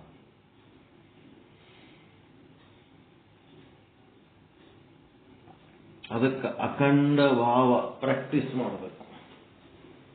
ಕೂಡಲ ಸಂಗಮನಾಥನಪ್ಪ ನೀನು ಅಂತೇಳಿ ಕಳ್ಳಗ ಬಸವಣ್ಣ ಹಣಿ ಹತ್ತಲಕ್ಕೆ ಹೋಗ್ತಾನೆ. ಇಲ್ರಿ ನಾ ಕಳ್ಳದೀನಿ. ಕಲಬುರಗಿ ಶರಣ ಬಸಪ್ಪ ಅವರು ಪತ್ರಿ ವನದಾಗ ಹೋಗಿ ಪತ್ರಿ ತರ್ಲಕ್ಕಂತ ಆದ್ರ ಗೌಡ್ರ ಮಂದಿ ಮನಾರ ಶ್ರೀಮಂತರದ ಬೆಳ್ಳಿ ಬಂಗಾರ ಅವ್ರ ಬಳಿ ಇರ್ತದ ಅಂತ ತಿಳ್ಕೊಂಡು ಅಟ್ಯಾಕ್ ಮಾಡಿಬಿಡ್ತಾರ ಕಾಳ್ರು. ಅಟ್ಯಾಕ್ ಮಾಡಿದ ಕೂಡ್ಲೇನೆ ನೀವು ಎಲ್ಲಿ ಅಟ್ಯಾಕ್ ಮಾಡ್ಬೇಕು, ಹೆಂಗ್ ಅಟ್ಯಾಕ್ ಮಾಡ್ಬೇಕು ಅನ್ನೋದು ಗೊತ್ತಿಲ್ಲಲ್ರೋ ನಿಮಗ ಅಂತಾರ ಅವ್ರು ಶರಣ ಬಸಪ್ಪ ಅವ್ರು. ಏನು ನಾವು ಮುಂಜಾನೆ ಪತ್ರಿ ತರ್ಲಕ್ಕ ಪತ್ರಿ ಬುಟ್ಟಿ ಹಿಡ್ಕೊಂಡು ಬಂದೀವಿ, ಇಲ್ಲಿ ನಮ್ಗೆ ಅಟ್ಯಾಕ್ ಮಾಡಿದ್ರೆ ಏನ್ ಸಿಗ್ತದೆ? ಕೊಳ್ಳಗೊಂದು ರುದ್ರಾಕ್ಷಿ ಒಂದು ಲಿಂಗ ಬಿಟ್ರಿ ಏನ್ ಸಿಗ್ತದ? ಇದೊಂದು ಲಿಂಗ ತಗೊಂಡೋಗಿ ಏನ್ ಮಾಡ್ತೀರಿ? ನಿಮ್ಗ ಸಾಲ್ಬೇಕಲ್ಲ ಹೊಟ್ಟಿಗೆ. ನಿಮ್ ಹೊಟ್ಟೆ ತುಂಬ ಏನು ಬೇಕು ನಾನು ತಂದು ಕೊಡ್ತೀನಿ, ಸ್ವಲ್ಪ ಹೊತ್ತು ಇಲ್ಲೇ ಕೂಡ್ತೀರ ಅಂತ ಹೇಳಿ ಕುಂದಿರ್ತಾರ ಅವ್ರು. ಪತ್ರಿ ಅನ್ನೋದಾಗ ಕಳ್ರಿ ಡಕಾಯ್ತರಿ ಕುಂದಿರ್ಸಿ ಮನಿ ಒಳಗೆ ಹೋಗಿ ಬಂಗಾರ ಬೆಳ್ಳಿ ಆಭರಣಗಳು ಹೊತ್ಕೊಂಡು ತಂದು ಅವ್ರಿಗೆ ಕೊಟ್ಟು ತಗೊಂಡು ಬರ್ರಿ ಅಂತಾರ ಅವ್ರು. ಅವ್ರು ವಾಪಸ್ ಅವೆಲ್ಲ ಹೊತ್ಕೊಂಡು ತಂದು ಅವ್ರ ಪಾದದಾಗ ಇಟ್ಟು ತಗೊಂಡು ಬರ್ರಿ ಅಂತೇಳಿ ನಮಸ್ಕಾರ ಮಾಡಿ ಕೈ ಜೋಡಿಸ್ಕೊಂಡು ನಿಂತಾಗ ಅವ್ರಿಗೆ ಒಯ್ಲಕ್ ಮನಸ್ಸು ಬರ್ತದೇನ್ರಿ ಅವ್ರಿಗೆ? ಒಯ್ಲಕ್ ಮನಸ್ಸು ಬರ್ತದ? ಎಂತವ್ನಿಗೆ ತಡಿ ಬಿಟ್ಟೇವಲ್ಲಪ್ಪ ನಾವು ಅಂತ ಹೇಳಿ ಅದೇನ್ ಮಾಡ್ಬಿಟ್ರು. ಬೇಡಪ್ಪ ಮಹಾತ್ಮ, ತಪ್ಪಾಯ್ತಪ್ಪ ನಿನಗೆ ಅಟ್ಯಾಕ್ ಮಾಡಿದ್ದು. ಆಕಳುಗಳೆಲ್ಲ ಕಳು ಮಾಡ್ಕೊಂಡು ಹೋಗಿರ್ತಾರ ಕಲ್ಯಾಣದಾಗ. ಆಕಳೆಲ್ಲ ಒಯ್ದ್ಬಿಟ್ಟಿರ್ತಾರ ಕಾಳ್ರು. ಆಕಳೆಲ್ಲ ಒಯ್ದಾರ ಅಂತ ಹೇಳಿ ಬಸವಣ್ಣ ಪ್ರಧಾನ ಮಂತ್ರಿ ಬಳಿ ಕಂಪ್ಲೇಂಟ್ ಬರ್ತು. ಬಸವಣ್ಣವರು ಅದು ಆಕಳ ಒಯ್ದಾರ. ಆಕಳು ಒಯ್ದಾರ ಅಂತಂದ್ರ ಆಕಳು ಒಯ್ದು ಕಳ್ಳರ ಬಗ್ಗೆ ಅವ್ರ ಬಳಿ ಏನೂ ಸಿಟ್ಟೇ ಇಲ್ಲ ಬಸವಣ್ಣವ್ರ ಬಳಿ. ಕರ ಹೆಂಗ್ ಮಾಡ್ಬೇಕು ಹಾಲು ಕುಡಿಯೋದಂತ ಚಿಂತೆ ಮಾಡ್ಲಕತ್ತಿದ್ರತ್ತ. ಮೊದಲು ಹುಡುಕ್ರಿ, ಅವರು ಆಕಳು ಯಾರು ಒಯ್ದಾರ, ಆಕಳು ಎಲ್ಲಿ ಅದಾವ ಮೊದಲು ಹುಡುಕ್ರಿ, ಆ ಕರಗಳಿಗೆ ಒಯ್ದು ಆಕಳ ಬಳಿ ಬಿಟ್ಟು ಬರ್ರಿ ಅನ್ನಂತ ಬಸವಣ್ಣ. ಇದು ಪರಿಪೂರ್ಣತೆಯ ದೃಷ್ಟಿ. ಇದು ಕಳು ಮಾಡಿದವ್ರಿಗೆ ತಂದು ಹಿಡಿದು ಶಿಕ್ಷೆ ಕೊಟ್ಟು ಜೈಲಿಗೆ ಹಾಕೋದ್ರಕ್ಕಿಂತ ಮೊದಲು ಅಲ್ಲಿ ಕರುಗಳು ಹಾಲು ಇಲ್ಲದೆ ಒದ್ದಾಡಿ ಸಾಯ್ತಿರ್ತಾವ, ಮೊದಲು ಅವಕ್ಕೆ ಬದುಕಿಸ್ರಿ, ಅವಕ್ಕೆ ಬದುಕಿಸ್ರಿ, ಆಮೇಲೆ ಮುಂದೆ ವಿಚಾರ ಮಾಡೋಣ. ಎಲ್ಲ ಕರ ತಗೊಂಡು ಪ್ರಧಾನಮಂತ್ರಿ ಹೇಳಿರೋದು ಕರ ತಗೊಂಡು ಅವ ಆಕಳೆಲ್ಲ ಹುಡುಕಿ ಹೇಳ್ಕೊಂಡು ಒಯ್ದು ಆ ಕರಗಳಲ್ಲಿ ಬಿಟ್ಟು ಬಂದನಂತ. ಬಿಟ್ಟು ಬರಾಗ ಬಸವಣ್ಣಗ ಕರಗಳು ಒಯ್ದು ಬಿಡ ಅಂದಾರ. ನೋಡಪ್ಪ ತಗೋರಿ ಕರಗಳು, ಗುರುಗಳು ಹಿಂಗೆ ಹೇಳ್ಯಾರ ನೋಡು. ಅವರೆಲ್ಲ ಮರುದಿನ ಮುಂಜಾನೆ ಆಕಳು ಇದ್ದುಗಳು ತಗೊಂಡು ಬಸವಣ್ಣನ ಅರಮನೆ ಮುಂದ ನಿಂತು ಬಿಟ್ಟಿದ್ರತ್ತ. ಕಣ್ಣೀರು ಸುರಿಸ್ಬೇಕು, ಯಪ್ಪ ತಪ್ಪಾಯ್ತು, ಕಲ್ಯಾಣದ ಆಕಳುಗಳು ಹೊಡ್ಕೊಂಡು ಹೋಗಿದ್ದು ತಪ್ಪಾಯ್ತಪ್ಪ, ನಮ್ದು ತಪ್ಪಾಯ್ತಪ್ಪ, ತಪ್ಪಾಯ್ತಪ್ಪ. ಪರಿಪೂರ್ಣತೆ ದೃಷ್ಟಿ ಇತ್ತಂದ್ರೆ ಹಿಂಗೆಲ್ಲ ಸಾಧ್ಯ ಆಗ್ತದೆ. ಪರಿಪೂರ್ಣತೆ ದೃಷ್ಟಿಗೆ ಒಂದು 1000 ಉದಾಹರಣೆಗಳದಾವ. 1000 ಉದಾಹರಣೆಗಳು. ಮಹಾತ್ಮ ಗಾಂಧಿ ವಕೀಲ. ಅಲ್ಲಿ ದಕ್ಷಿಣ ಆಫ್ರಿಕಾ ಎಲ್ಲ ಪ್ರಾಕ್ಟೀಸ್ ಮಾಡ್ತಾರ, ಅವ್ರು ವಕೀಲಿ ವೃತ್ತಿ ಪ್ರಾಕ್ಟೀಸ್ ಮಾಡ್ತಿರ್ತಾರ. ಆ ದೇಶದೊಳಗೊಬ್ಬ ನಮ್ಮ ದೇಶದ ಮಾರ್ವಾಡಿ ಸೇಟ, ಅವನಿಗೆ ಸರ್ಕಾರದವ್ರು ಹಿಡಿದು $10,000 ಏನೋ ಇರ್ತಾವಲ್ಲ ಅದ್ರ ಹಂಗ ಅವನಿಗೆ ದಂಡ ಹಾಕಿರ್ತಾರ. ಆ ದಂಡ ಹಾಕಿರ್ತಾರ ಅವ ಸೇಟ್ಗ. ಅವನೇನ್ ಮಾಡ್ಬಿಡ್ತಾನ, ನಮ್ಮ ದೇಶದ ವಕೀಲದನ ನಮ್ಮ ಮಹಾತ್ಮ ಗಾಂಧಿಗೆ ಇದು ಕೇಸ್ ಕೊಟ್ರಾಯ್ತು, ನಮಗಿದು ನ್ಯಾಯ ಸಿಗ್ತದ ಅಂತ ತಿಳ್ಕೊಂಡು ಅವ ನಮ್ಮ ದೇಶದವ್ರ ಅಂತೇಳಿ ಅಭಿಮಾನ ಪಟ್ಟು ಮಹಾತ್ಮ ಗಾಂಧಿ ಬಳಿ ಬಂದು ನಮಗೆ ಈ ತರ ನೋಟಿಸ್ ಕೊಟ್ಟಾರ, ಇಷ್ಟೊಂದು ದಂಡ ಕಟ್ಟಬೇಕಂದಾರ, ಇದನ್ನ ಸ್ವಲ್ಪ ನೀನು ಸರ್ಕಾರದ ಜೊತೆಗೆ ಚರ್ಚೆ ಮಾಡಿ ಇದಕ್ಕೆ ಸೂಕ್ತವಾದ ನಿರ್ಣಯ ತಗೊಂಡು ಇದು ಏನ್ ಮಾಡ್ಬೇಕು ನೋಡು ಅಂತ ಹೇಳ್ತಾನೆ. ಅದಕ್ಕ ಅವನೇನ್ ಮಾಡ್ತಾನ, 1 ವರ್ಷದ ಒಂದು ಲೆಕ್ಕಪತ್ರಗಳು ಏನೇನ್ ಮಾಡಿದಿ ಎಲ್ಲ ತಂದು ಇಲ್ಲಿಡು, ಎಲ್ಲ ಚೆಕ್ ಮಾಡ್ತೀನಿ, ಆಮೇಲೆ ನಾನು ಇದ್ರ ಬಗ್ಗೆ ಕ್ರಮ ತಗೋತೀನಿ. ಕೂತಿಲ್ಲ ಬೆಳತಾನೆ ಲೆಕ್ಕ ಚೆಕ್ ಮಾಡ್ತಾನೆ. ಲೆಕ್ಕ ಚೆಕ್ ಮಾಡಿದ್ಮೇಲೆ ಮುಂದೆ ಮರುದಿನ ಕೋರ್ಟಿಗೆ ಹೋಗ್ತಾನ. ನಮ್ಮ ಮಹಾತ್ಮ ಗಾಂಧಿ ನಮ್ಮ ಪರವಾಗಿ ಪ್ಲೀಡ್ ಮಾಡ್ತಾನಂತ ತಿಳ್ಕೊಂಡು ಇವ ಮಾರ್ವಾಡಿ ಶೇಟ ಭಾರಿ ಖುಷಿಲಿಂತ ಕೂತಿರ್ತಾನ. ಕುಂತ ಹೊತ್ನಾಗ ಮಹಾತ್ಮ ಗಾಂಧಿ ಹೇಳ್ತಾನ ಆ ಜಡ್ಜಿನ ಮುಂದ ಏನಂತ, ಈ ಒಂದು ಅಧಿಕಾರಿಗಳು ಈತಂದು CA ಚಾರ್ಟರ್ಡ್ ಅಕೌಂಟ್ಗಳು ಲೆಕ್ಕ ಪರೀಕ್ಷೆ ಮಾಡಾಗ, ಇವನ್ ಲೆಕ್ಕಪತ್ರ ಪರೀಕ್ಷೆ ಮಾಡಾಗ ಬಹಳ ದೋಷಗಳಿಂದ ಕೂಡ್ಯದ ಅವನದು ರಿಪೋರ್ಟ್. ಆ ದೋಷಗಳು ಇದ್ದದ್ದಕ್ಕ ಏನಾಗ್ಯದ, $10,000 ಅಟೇ ದಂಡ ಹಾಕ್ಯಾರ. ಅವರು ನಮ್ಮ ಹತ್ರ ಬಂದ್ರು, ನಿನ್ನೆ ರಾತ್ರಿ ಎಲ್ಲ ಕೂತು ನಾವು ಚೆಕ್ ಮಾಡಿದೆವು, ಅವು ದೋಷ ಎಷ್ಟದಂದ್ರ ಅದ್ರ 4 ಪಟ್ಟದ. ಹಿಂಗಾಗಿ ಇವರಿಗೆ $40,000 ದಂಡ ಹಾಕಬೇಕು. ಬರೀ $10,000 ಹಾಕಿ ಆ ಚಾರ್ಟರ್ಡ್ ಅಕೌಂಟ್ಗಳು ತಪ್ಪು ಲೆಕ್ಕ ಮಾಡ್ಯಾರ. ನನ್ನ ಪ್ರಕಾರ ಇದು 40,000 ದಂಡ ಹಾಕ್ಬೇಕು. ಸೇಡ್ಜಿ ನೀವು 40,000 ದಂಡ ಕಟ್ಟಿ ನೋಡಿ ಮಾಡ್ಕೊಂಡು ಹೋರಿ ಕೋರ್ಟ್ಲಿಂತ ಅನ್ನ. ಈ ತರ ಪ್ರಾಕ್ಟೀಸ್ ಮಾಡಿದ್ರೆ ಯಾರ ಕೇಸ್ ಕೊಡ್ತಾರೆ ಏನ್ರಿ ಅಂತಂದ್ರ ಮಹಾತ್ಮ ಇದ್ರು. ಅಂತ ಮಹಾತ್ಮನ ಬಲ್ಲಿ ಆ 40,000 ಕಟ್ಟಿದ್ರೆ ಅವ ಸ್ವಚ್ಛ ಆಗಿಬಿಡ್ತಾವ. ಇನ್ನೊಂದ್ಸಾರಿ ಎಂದೂ ದೋಷ ಮಾಡ್ಲಾರ್ದಂಗ ಪರ್ಫೆಕ್ಟ್ ಆಗಿ ಲೆಕ್ಕ ಮಾಡ್ಕೊಳ್ಳೋದು ಕಲ್ತಾವ. ಇದಕ್ಕೆ ಪರಿಪೂರ್ಣತೆ ಅಂತಾರೆ. ನನ್ನ ಕಕ್ಷಿದಾರ ಇನ್ನೊಂದು ಕಕ್ಷಿದಾರ ಅಂತೇಳಿ ಅವನ ಬಳಿ ಭೇದ ಭಾವ ಇಲ್ಲ. ಅಲ್ಲಿ ನ್ಯಾಯ ಒಂದೇ, ಯಾವ ಕಕ್ಷಿದಾರ ಇದ್ರು.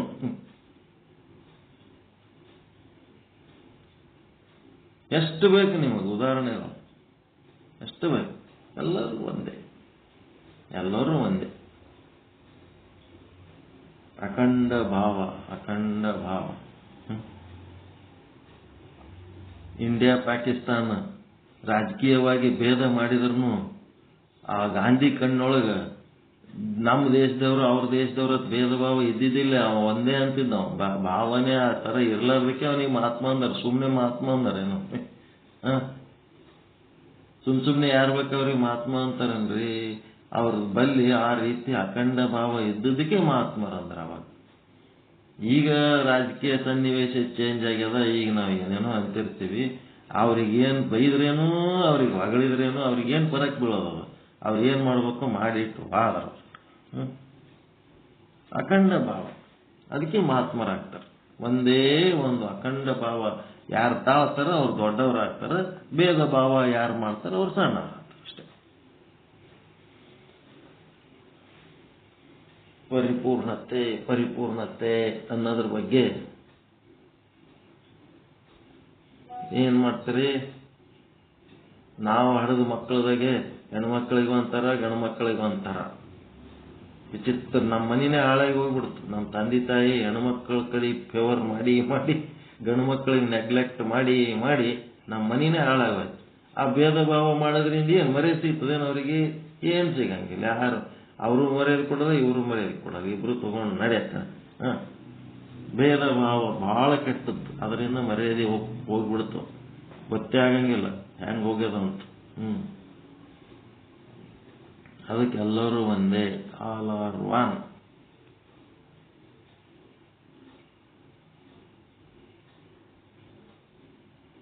ಭಾರತದ ದೇಶದಲ್ಲಿ ಸ್ವಾತಂತ್ರ್ಯಕ್ಕಾಗಿ ಹೋರಾಟ 1947ರಲ್ಲಿ ಮುಗಿದು ಹೋಗ್ಬಿಡ್ತು. ಸಮಾನತೆಗಾಗಿ ಹೋರಾಟ ಸ್ವಾತಂತ್ರ್ಯ ಪೂರ್ವದಲ್ಲಿನೂ ಇತ್ತು, ಈಗನೂ ಸಮಾನತೆಗಾಗಿ ಹೋರಾಟ. ಆ ಸಮಾನತೆಗಾಗಿ ಹೋರಾಟ ಮುಕ್ತಾಯ ಆಗಲೇ ಇಲ್ಲ, ಹಾಗೇ ಇಲ್ಲ. ಆ ಹೋರಾಟ ಯಾವಾಗ ಮುಗಿತದ ಆವಾಗ ಶಾಂತಿ, ನೆಮ್ಮದಿ, ಆನಂದ ಸಿಗ್ತದೆ. ಸಮಾನತೆಗಾಗಿ ಹೋರಾಡದ ರಾಜಕೀಯ ಆಗಿನ ಕಾಲದವರು ರಾಜಕೀಯವಾಗಿ ಅಷ್ಟೇ ಹೋರಾಡ್ಯಾರ, ಸಮಾನತೆಗಾಗಿ ಅಷ್ಟೇ ಹೋರಾಡ್ಯಾರ.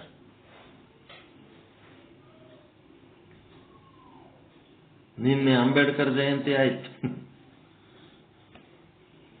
ಈ ಜಯಂತಿಗಳು ದಿನಾಂಕಗಳು ಇದ್ದಾಗ ಒಂದ್ ಸ್ವಲ್ಪ ಅರಿವಿನಿಂದ ಒಬ್ರು ಯಾರು ಕೆಲಸ ಮಾಡಬೇಕಲ್ಲ, ಮಹಾತ್ಮರನ್ನು ನೆನೆಸುವುದು, ಮಹಾತ್ಮರ ವಿಚಾರಗಳನ್ನ ಮೆಲುಕು ಹಾಕೋದು, ಒಬ್ರು ಯಾರು ಜವಾಬ್ದಾರಿ ತಗೊಳ್ರಿ ಇದರದು.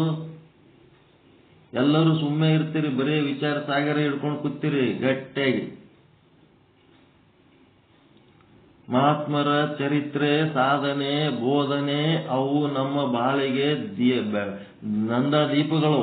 ಆ ದೀಪದ ಬೆಳಕಿನಲ್ಲಿ ನಮಗ ನಾವು ಅನುಭವಿಸಿ ನಾವೇ ಅನುಭವ ಪಡ್ಕೊಳ್ಳೋದಕ್ಕಿಂತ ಅವ್ರು ಅನುಭವಿಸಿ ಅವ್ರು ಪಡೆದ ಅನುಭವಗಳು ಡೈರೆಕ್ಟ್ ನಮಗೆ ಹೇಳ್ತಿರ್ತಾರ. ಅವುಗಳನ್ನ ನಾವು ಮೆಲುಕು ಹಾಕಂತ ಕೆಲಸ ಆಗ್ಬೇಕು. ಯಾರು ತಗೋತೀರಿ ಚಾರ್ಜ್? ಇದಕ್ಕ ಕ್ಯಾಲೆಂಡರ್ ಇಟ್ಕೊಂಡು ಕುಂತು ಮುಂದಿನ ವಾರ ಏನದ, ನಾಳೆ ಏನದ, ನಾಡಿದ್ದೇನದ ನೋಡಿ ಆ ಮಹಾತ್ಮರ ಬಗ್ಗೆ ಒಂದೆರಡು ವಿಚಾರ ಹೇಳಕ್ಕ, ಆ ಮುಂದೆ ವಿಚಾರ ಹೆಂಗೆ ಹೇಳ್ಬೇಕು, ಎಲ್ಲಿದೆ ಹೇಳ್ಬೇಕು, ನಾ ಎಲ್ಲ ನಿಮಗೆ ಅವು ಎಲ್ಲ ಕಲಿಸ್ತೀನಿ ನಾನು. ಮೊದಲು ನೀವು ಈ ಮಹಾತ್ಮರ ಸಂತರ ದಿನಾಚರಣೆಗಳನ್ನ ಆಚರಣೆ ಮಾಡುವುದಕ್ಕ ಶುದ್ಧ ಬ್ರಹ್ಮ ಪೀಠದಲ್ಲಿ ಒಬ್ರು ಯಾರು ಇನ್ಚಾರ್ಜ್ ಆಗ್ರಿ, ನಿಮ್ ಜೊತೆಗೆ ಒಂದಿಬ್ಬರು ಸಹಾಯಕರಿಗೆ ತಗೋರಿ. ವಿಚಾರ ಮಾಡಿ ಇವತ್ತು ಹೇಳ್ತೀರ, ನಾಳೆ ಹೇಳ್ತೀರ. ಪುಣ್ಯದ ಕೆಲಸ ರೀ ಅದು. ಏನ್ ಪಾಪದ ಕೆಲಸ ಮಾಡ್ಲಿಕ್ಕೆ ಹಚ್ಚಿ ಇವತ್ತ ನಂಗ ಗಾಬರಾಗಿ ಗಪ್ಪುತ್ತಿರಲ್ಲ. ಪುಣ್ಯದ ಕೆಲಸ ಅದು, ಮಹಾತ್ಮರ ವಿಚಾರಗಳನ್ನು ಮೆಲುಕು ಹಾಕೋದು.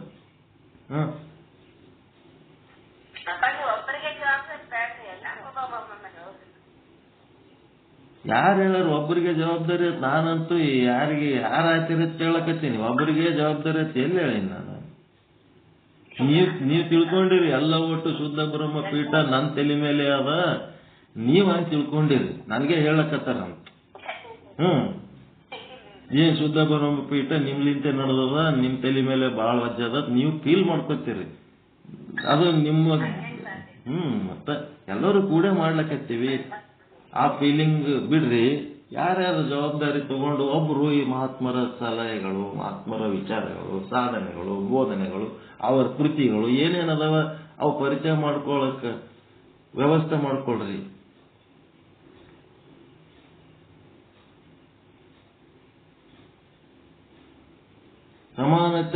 ಸಮಾನತೆಗಾಗಿ ಇಬ್ರು ಮಹಾತ್ಮ ಗಾಂಧಿ ಮತ್ತು ಅಂಬೇಡ್ಕರ್ ಇಬ್ರು ಕೂಡಿ ಸುತ್ತಮುತ್ತ ಈ ಹರಿಜನಂತ ಜನರಿಗೆ ಕುಂದಿರ್ಸ್ಕೊಂಡು ಮೀಟಿಂಗ್ ಮಾಡಿ ಹೆಂಗಿರ್ಬೇಕು, ಹೆಂಗಾಗಬೇಕು, ಮುಂದೆ ಏನು ಹೋರಾಟ ಮಾಡಬೇಕು, ಯಾವ ರೀತಿ ನಮ್ಮ ಹಕ್ಕುಗಳು ಪಡ್ಕೋಬೇಕು ಅಂತೇಳಿ ಮೀಟಿಂಗ್ ಮಾಡ್ತಿದ್ರಂತ. ಅಂಬೇಡ್ಕರ್ ಮಹಾತ್ಮ ಗಾಂಧಿ ಇಬ್ರು ಕೂಡಿ ಆ ಜನರಿಗೆ ಕರ್ಕೊಂಡು ಕೂತು ಮೀಟಿಂಗ್ ಮಾಡ್ತಿದ್ರಂತ. ಹರಿಜನ ಅನ್ನೋ ಶಬ್ದ ಬಂದದ್ದೇ ಮಹಾತ್ಮ ಗಾಂಧಿಲಿಂತ.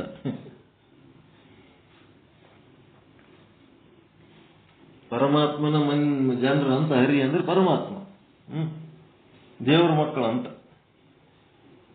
ಅದು ಮಾಡಿ ಆಮೇಲೆ ಮಹಾತ್ಮ ಗಾಂಧಿ ಮೀಟಿಂಗ್ ಟೈಮ್ ಪ್ರಕಾರ ಬರೋದು, ಟೈಮ್ ಪ್ರಕಾರ ಹೋಗೋದು, ಟೈಮ್ ಬಾರಿ ಮೇಂಟೆನೆನ್ಸ್. ಆ ಪಟ್ಟತ್ ಎದ್ದು ಹೋಗ್ಬಿಡ್ತಿದ್ದ ಮಹಾತ್ಮ ಗಾಂಧಿ. ತನ್ನ ಟೈಮ್ ಮುಗಿದ ಕೂಡ್ಲೇನೆ national level, international level figure. ಮತ್ತು ಅವ್ರು ಬಹಳ ಹೊತ್ತು ಟೈಮ್ ಇದು ಮಾಡಕ್ ಆಗಂಗಿಲ್ಲ. ಅವ್ರೇನ್ ಮಾಡ್ತಿದ್ರು, ಒಂದು ಟೈಮ್ ತಗೊಂಡು ಬರ್ತಿದ್ರು, ಅದಕ್ಕೆ ಮುಗಿಸ್ಕೊಂಡು ಹೋಗ್ತಿದ್ರು ಅವರು. ಅದು ಹೋದ್ಮೇಲೆ ಅಂಬೇಡ್ಕರ್ ಕೂತು ಮತ್ತೊಂದು ಗಂಟೆ ಮೀಟಿಂಗ್ ಮಾಡ್ತಿದ್ನಂತ ಜನರ ಜೊತೆಗೆ.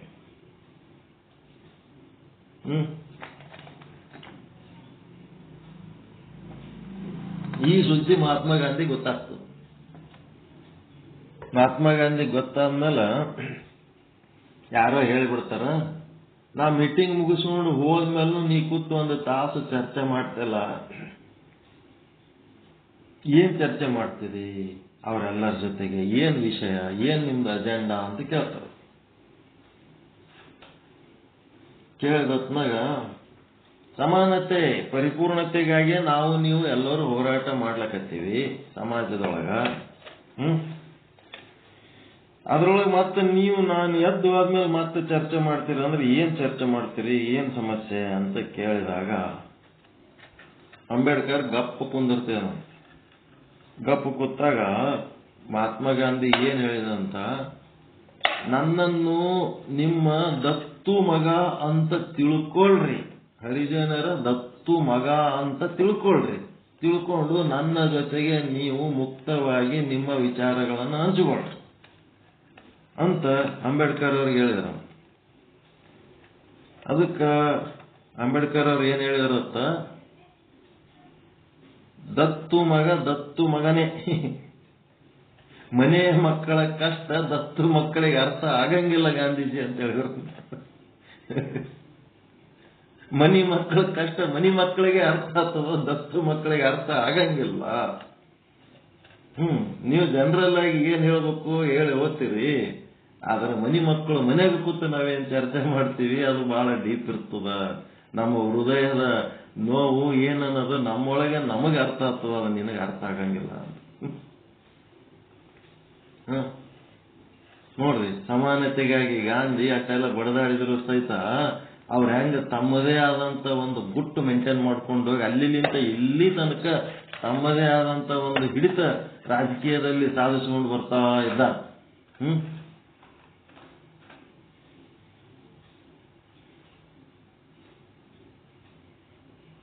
ಇಲ್ಲಿ ನಾವು ಹೇಳ್ಬೇಕಾಗಿದ್ದು ಏನ್ ಮಾಡ್ಲಕತ್ತಾರ ಆ ಪ್ರಶ್ನೆ ಅಲ್ಲ, ಪರಿಪೂರ್ಣತೆಯ ಬಗ್ಗೆ. ಪರಿಪೂರ್ಣತೆಗೆ ಇದಕ್ಕೆ ಏನ್ ಸಂಬಂಧ ಅದ ರೀ ಅಂತಂದ್ರೆ, ಅಲ್ಲಿ ಮನೆ ಮಕ್ಕಳ ಜೊತೆಗೆ ಏನ್ ಚರ್ಚೆ ಮಾಡ್ತಾರ ಅಲ್ಲಿ ಪರಿಪೂರ್ಣತೆ ಅದ. ದತ್ತು ಮಕ್ಕಳ ಸಂಘಟ ಮಾಡಿದ್ರಾಗ ಪರಿಪೂರ್ಣತೆ ಇಲ್ಲ.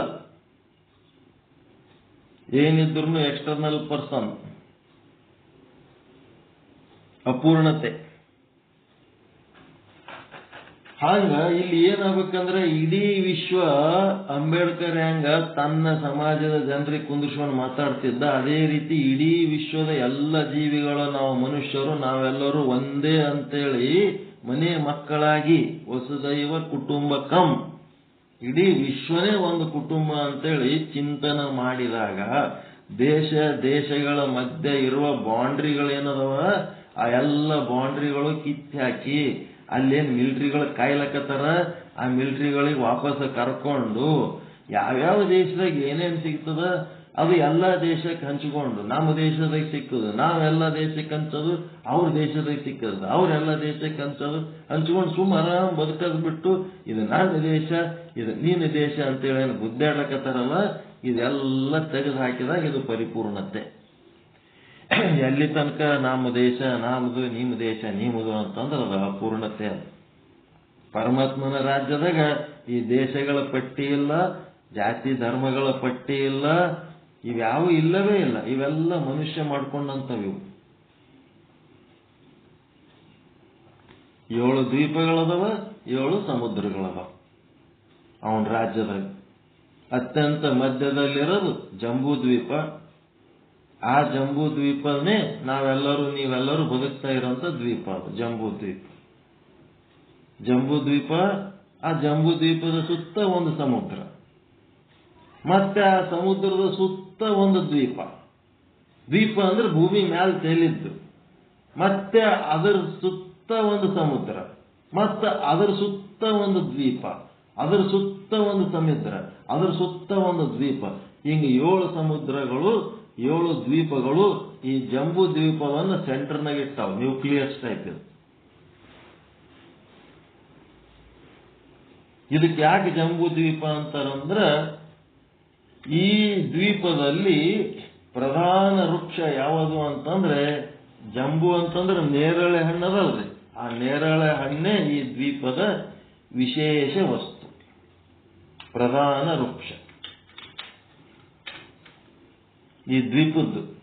ನೀವು ಏನ್ ಹಣ್ಣು ತಿಂದ್ರು ನೀವು ನೇರಳೆ ಹಣ್ಣು ತಿಂದಿದ್ರ ಮಜಾ ಎದರಾಗೂ ಇಲ್ಲ. ಈ ದ್ವೀಪದವರದು ರುಚಿ ಅದು, ವಿಶೇಷ ರುಚಿ ಅದು. ನೇರಳೆ ಹಣ್ಣು ಏನಂತೀರ, ಬ್ಲ್ಯಾಕ್ ಬೆರ್ರಿ, ನೀಲ್ ಹಣ್ಣು ಏನಂತೀರಲ್ಲ, ನೇರಳೆ ಹಣ್ಣು. ಅದೇ ಈ ದ್ವೀಪದ ಒಂದು ವಿಶೇಷತೆ. ಆ ದ್ವೀಪದ ಏನ್ ಮಾಡ್ತವೆ ಇವು ಹಣ್ಣುಗಳಂತಂದ್ರೆ ಭೂಮಿಗೆ ಬೀಳ್ತಾವ. ಭೂಮಿಗೆ ಬಿದ್ದು ಆ ಭೂಮಿಯ ಮಣ್ಣಿನೊಳಗ ಅದರದು ರಸ ಸೇರ್ತದ. ಅದರದ ಬೀಜ, ಅದರದ ಎಲೆ, ಅದರದ ಹಣ್ಣಿನ ರಸ ಈ ಭೂಮಿಗೆ ಸೇರಿ ಆ ಒಂದು ಮಣ್ಣು ಮತ್ತು ನೇರಳೆ ಹಣ್ಣಿನ ರಸ ಅಥವಾ ನೇರಳೆ ಗಿಡದ ಅವಶೇಷಗಳು ಕೂಡಿದ್ದು ಮಣ್ಣಿನದಲ್ಲ, ಅದರ ಮೇಲೆ ಸೂರ್ಯನ ಬೆಳಕು, ಇವು 3 ಕೂಡಿದಾಗ ಚಿನ್ನದ ಅದಿರು ತಯಾರಾಗ್ತದೆ. ನಮ್ಮ ದೇಶದೊಳಗೆ ಚಿನ್ನದ ಅದಿರು ಎಲ್ಲಿ ಹೆಂಗ್ ತಯಾರಾಗ್ತದಂದ್ರೆ ಈ ಜಂಬೂ ದ್ವೀಪದ ಜಂಬೂ ಫಲಗಳು ಪ್ಲಸ್ ಆ ಮಣ್ಣು ಪ್ಲಸ್ ಸೂರ್ಯನ ಬೆಳಕು, ಇವು 3 ಕೂಡಿ ಬಂಗಾರ ತಯಾರಾಗ್ತದೆ ಈ ಭೂಮಿ ಒಳಗೆ.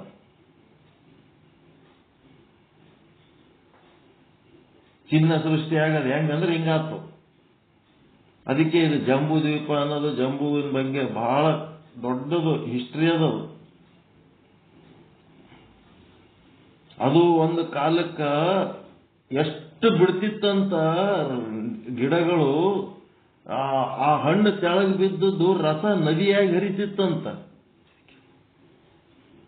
ನದಿಯಾಗಿ ಹರಿದು ಅದಕ್ಕೇನು ಜಂಬೂ ನದಿ ಅಂತಿದ್ರಂತ, ಜಂಬೂ ನದಿ. ಇದು ಮತ್ತೆ ಇತಿಹಾಸ ಬೇರೆ. ಅದಕ್ಕೆ ಇಲ್ಲಿ ಪರಿಪೂರ್ಣತೆ ಅಂತಂದ್ರ ಇಡೀ ಬ್ರಹ್ಮಾಂಡವನ್ನ ಒಂದು ಮಾಡಿ ನೋಡುವಂತದ್ದು. ಮಧ್ಯದಲ್ಲಿ ಯಾವ್ದದರಿ, ಸೆಂಟರ್ನಾಗ ಜಂಬೂ ದ್ವೀಪ. ಜಂಬೂ ದ್ವೀಪದಲ್ಲಿ ಏನದವ, ಜಂಬೂ ಫಲಗಳು. ಆ ಫಲಗಳಿಂದ ಅದು ಮಣ್ಣೊಳಗೆ ಸೇರಿ ಸೂರ್ಯನ ಬೆಳಕಿನಿಂದ ಬಂಗಾರ ಆಗ್ತದೆ, ಅದು ಬೇರೆ ವಿಷಯ. ಆ ಜಂಬೂ ದ್ವೀಪದ ಸುತ್ತ ಒಂದು ಸಮುದ್ರ, ಆ ಸಮುದ್ರದ ಸುತ್ತ ಒಂದು ದ್ವೀಪ, ಆ ದ್ವೀಪದ ಸುತ್ತ ಒಂದು ಸಮುದ್ರ.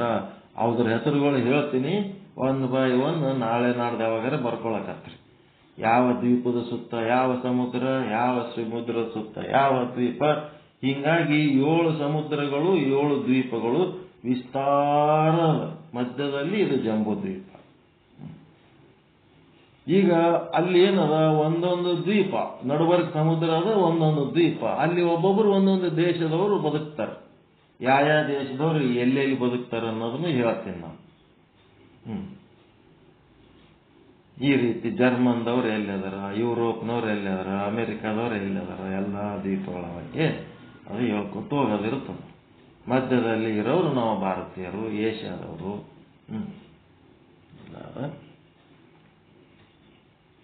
ಮೇರು ಪರ್ವತ ಅಂತದ ಇಲ್ಲ ನಮ್ಮ ದೇಶದಾಗ, ಅದ ಇಲ್ಲ ಒಂದು ಮೇರು ಪರ್ವತ. ಆ ಮೇರು ಪರ್ವತ ಹೆಂಗದ ಅಂತಂದ್ರ ವಿಶಾಲ ಮ್ಯಾಲ, ಮೇರು ಪರ್ವತ ಮ್ಯಾಲ ವಿಶಾಲದ, ಅದ್ರ ತುದಿ ಎಲ್ಲದಂದ್ರೆ ನೆಲ್ಲಾಗ ಉಳ್ಕೊಂಡದ, ಬೊಗರಿ ಇದ್ದಂಗ ಅದ ಮೇರು ಪರ್ವತ. ಅದ್ರ ಸುತ್ತ ಮತ್ತೆ 4 ಪರ್ವತಗಳದಾವ ಅದಕ್ಕೆ ಸಪೋರ್ಟ್ ಮಾಡವು, ಅದು ಬೀಳಬಾರ್ದು ಅಂತ. ಆ ಸಪೋರ್ಟ್ ಮಾಡುವಂತ ಪರ್ವತದೊಳಗೆ ಈ ಜಂಬೂ ಹಣ್ಣುಗಳದ. ಇವ್ಯಾವು ನೀಲ್ ಹಣ್ಣದ.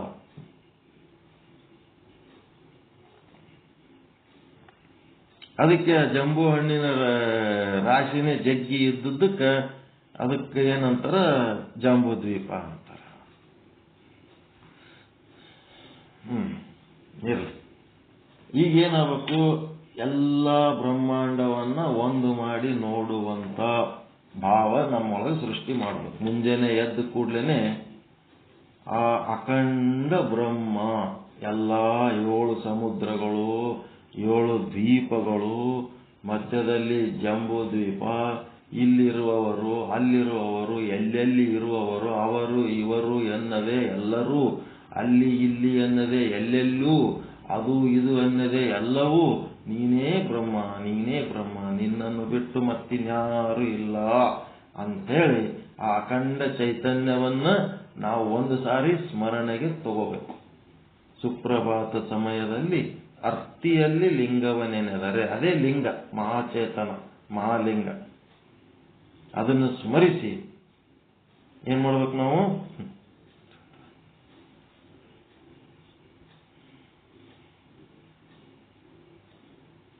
ಒಂದು ಕ್ಷಣ ಅದನ್ನು ನೆನೆಸ್ಬೇಕು. ಒಂದು ಕ್ಷಣ ವಿಸ್ತಾರವಾದ ಜಗತ್ತೆಲ್ಲ ನೆನೆಸಿ ಅಲ್ಲಿ ಹಿಡಿದು ಇಲ್ಲಿ ತನಕ ಇರೋದು ಒಂದೇ ಒಂದು ಚೇತನ, ಆ ಚೇತನ ನನ್ನೊಳಗನು ಆದ ಅಂತೇಳಿ ಇಷ್ಟು ನೀವು ಅನುಸಂಧಾನ ಮಾಡ್ಕೊಂಡ್ಬಿಟ್ರಿ ಅಂತಂದ್ರ ಅವತ್ತಿನ ದಿವಸ ಸಂಪೂರ್ಣ ಸುರಕ್ಷಿತವಾಗಿ ಪಾರಾಗ್ತೀರಿ. ತಪ್ಪುವು ಅಪಮೃತ್ಯು ಕಾಲ ಕರ್ಮಂಗಳಯ್ಯ ಅಂತ ಹೇಳ್ಬಿಟ್ಟ. ಸುಪ್ರಭಾತ ಸಮಯದಲ್ಲಿ ಅರ್ತಿಯಲ್ಲಿ ಲಿಂಗವನೆನೆದರೆ ತಪ್ಪುವವು ಅಪಮೃತ್ಯು ಕಾಲ ಕರ್ಮಂಗಳಯ್ಯ, ದೇವ ಪೂಜೆಯ ಮಾಟ ದುರಿತ ಬಂಧನದೋಟ, ಶಂಭು ನಿಮ್ಮಯ ನೋಟ ಹೆರೆಹಿಂಗದ ಕಣ್ಣುಬೇಟ, ಸದಾ ಸನ್ನಿಹಿತವಾಗಿ ಶರಣೆಂಬುವುದು ನಂಬುವುದು, ಜಂಗಮಾರ್ಚನೆಯ ಮಾಟ ಕೂಡಲ ಸಂಗನ ಕೂಟ. ಆ ಕೂಡಲ ಸಂಗಮನಾಥನ ಜೊತೆಗೆ ಕೂಡಿ ನಾವು ಕೂಡಲ ಸಂಗಮನಾಥನ ಸ್ವರೂಪ ಆದ ಮೇಲೆ ಅದೇ ಮನುಷ್ಯ ಜನ್ಮದ ಗುರಿ, ಅದೇ ಪರಮ ಗುರಿ. ಹಂಗಾಗಿ ಇವತ್ತಿನ ದಿವಸ ಈ ಸಚ್ಚಿದಾನಂದ ಪರಮಾತ್ಮನ ಒಂದು ಲಕ್ಷಣಗಳನ್ನ ಹೇಳುವಂತ ಒಂದು ಪ್ರಯತ್ನ ಮಾಡಿವಿ ಒಂದು ವಾರಲಿಂತ. ನಾಳೆಯಿಂದ ಅದರದ ನೆಕ್ಸ್ಟ್ ಸ್ಟೆಪ್ ಯಾವುದು ಈಶ್ವರ, ಅದರ ನೆಕ್ಸ್ಟ್ ಸ್ಟೆಪ್ ಯಾವುದು ಜೀವ, ಅದರ ನೆಕ್ಸ್ಟ್ ಸ್ಟೆಪ್ ಯಾವುದು ಜಡವಸ್ತು ಪ್ರಪಂಚ. ಇವೆಲ್ಲನೂ ಸ್ಟೆಪ್ ಬೈ ಸ್ಟೆಪ್ ತಿಳ್ಕೊಂಡು ಇಡೀ ಬ್ರಹ್ಮಾಂಡದ ವಿಚಾರವನ್ನ ತಿಳ್ಕೊಳ್ಳುವಂತ ಒಂದು ಕೆಲಸ ಮಾಡ್ಲಿಕ್ಕತ್ತಾರ ಈ ವಿಚಾರ ಸಾಗರದೊಳಗ. ಅಂಥದೊಂದು ಸಾಧನೆ, ಅಂಥದೊಂದು ಜ್ಞಾನ ಪಡ್ಕೊಳ್ತಾ ಇರೋಂಥವ್ರು ನಿಮ್ಮಂತ ಪುಣ್ಯವಂತರು ಈ ಭೂಮಿ ಮೇಲೆ ಎಲ್ಲೂ ಇಲ್ಲ ಅಂತೇಳಿ ಘಂಟಾಘೋಷವಾಗಿ ಹೇಳುವ ಮೂಲಕ ತಮಗೆಲ್ಲರಿಗೂ ಪರಮಾನಂದ ಪ್ರಾಪ್ತಿ ಭವ, ಸರ್ವ ದುಃಖ ನಿವೃತ್ತಿ ಭವ, ಇಷ್ಟಾರ್ಥ ಸಿದ್ಧಿರಸ್ತು, ಯಶಸ್ವಿ ಭವ ಯಶಸ್ವಿ ಭವ. ಜೈ ಶುದ್ಧ ಬ್ರಹ್ಮ, ಜೈ ಜೈ ಶುದ್ಧ ಬ್ರಹ್ಮ. ಓಂ ಶಾಂತಿ ಶಾಂತಿ ಶಾಂತಿ. ಶರಣ ಶರಣಾರ್ಥಿ. ಎಲ್ಲರಿಗೂ ಶರಣ ಶರಣ.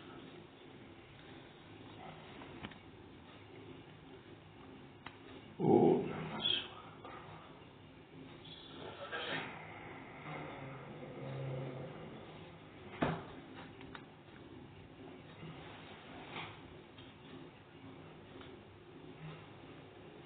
ತಿಳಿಸಿದ್ರು. ಒಂದು ಕಾಲದೊಳಗಿದ್ದು ಇನ್ನೊಂದು ಕಾಲದಲ್ಲಿ ಇಲ್ಲದ್ದು ಅದು ಪರಿಚ್ಛಿನ್ನ, ಕಾಲದಿಂದ ಪರಿಚ್ಛಿನ್ನ ಅನಿಸುತ್ತೆ. ಅದಂತೆ ಒಂದು ವಸ್ತುವಿನಲ್ಲಿದ್ದು ಇನ್ನೊಂದು ವಸ್ತುವಿನಲ್ಲಿಲ್ಲದ್ದು ವಸ್ತು ಪರಿಚ್ಛೇದ. ಇನ್ನು ಒಂದು ದೇಶದಲ್ಲಿದ್ದು ಮತ್ತೊಂದು ದೇಶದಲ್ಲಿಲ್ಲದ್ದು ಅದು ದೇಶ ಪರಿಚ್ಛಿನ್ನ. ಈಗ ಯಾವುದು ಎಲ್ಲ ಕಾಲದಲ್ಲಿಯೂ ಎಲ್ಲ ದೇಶದಲ್ಲಿಯೂ ಎಲ್ಲ ವಸ್ತುಗಳಲ್ಲಿ ಯಾವುದಿರ್ತದೋ ಅದೇ ಪರಬ್ರಹ್ಮ, ಅದು ಪರಿಪೂರ್ಣ. ಈ ವಸ್ತುವಿನಿಂದ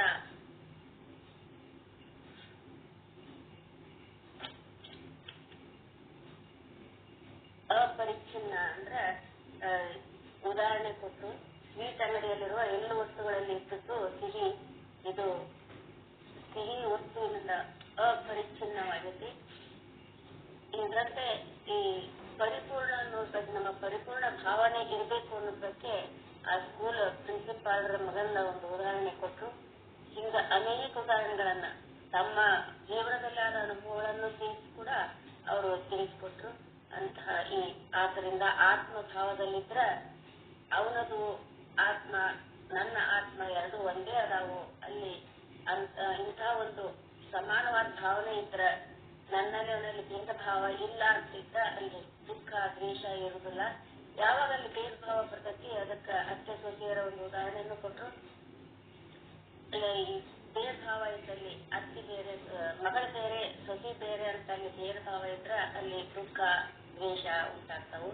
ಸಮಾನ ಮಗಳಂತೆನೆ ಸೊಸೆನೂ ಕೂಡ ಅಂತ ಅಲ್ಲಿ ಸಮಾನ ಭಾವ ಇದ್ದಾದ್ರೆ ಅಲ್ಲಿ ಪ್ರೀತಿ ವಿಶ್ವಾಸ ಸಂತೋಷ ತುಂಬಿರ್ತಾವು. ಆತ್ಮಭಾವದಲ್ಲಿರದೆ ಜೀವಭಾವದಲ್ಲಿದ್ರೆ ಭೇದ ಭಾವದಿಂದ ರಾಗ ದ್ವೇಷದಿಂದ ಸುಖ ಅಶಾಂತಿ ಉಂಟಾಗ್ತಾವು. ಆದ್ದರಿಂದ ನಾವು ಅಖಂಡವಾದ ಪರಿಪೂರ್ಣ ಭಾವದಲ್ಲಿ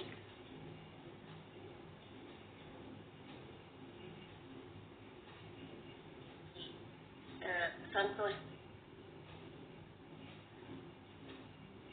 ಭಕ್ತಿಯನ್ನು ನಾವು ನೀವೆಲ್ಲರೂ ಪಡೆಯೋಣ.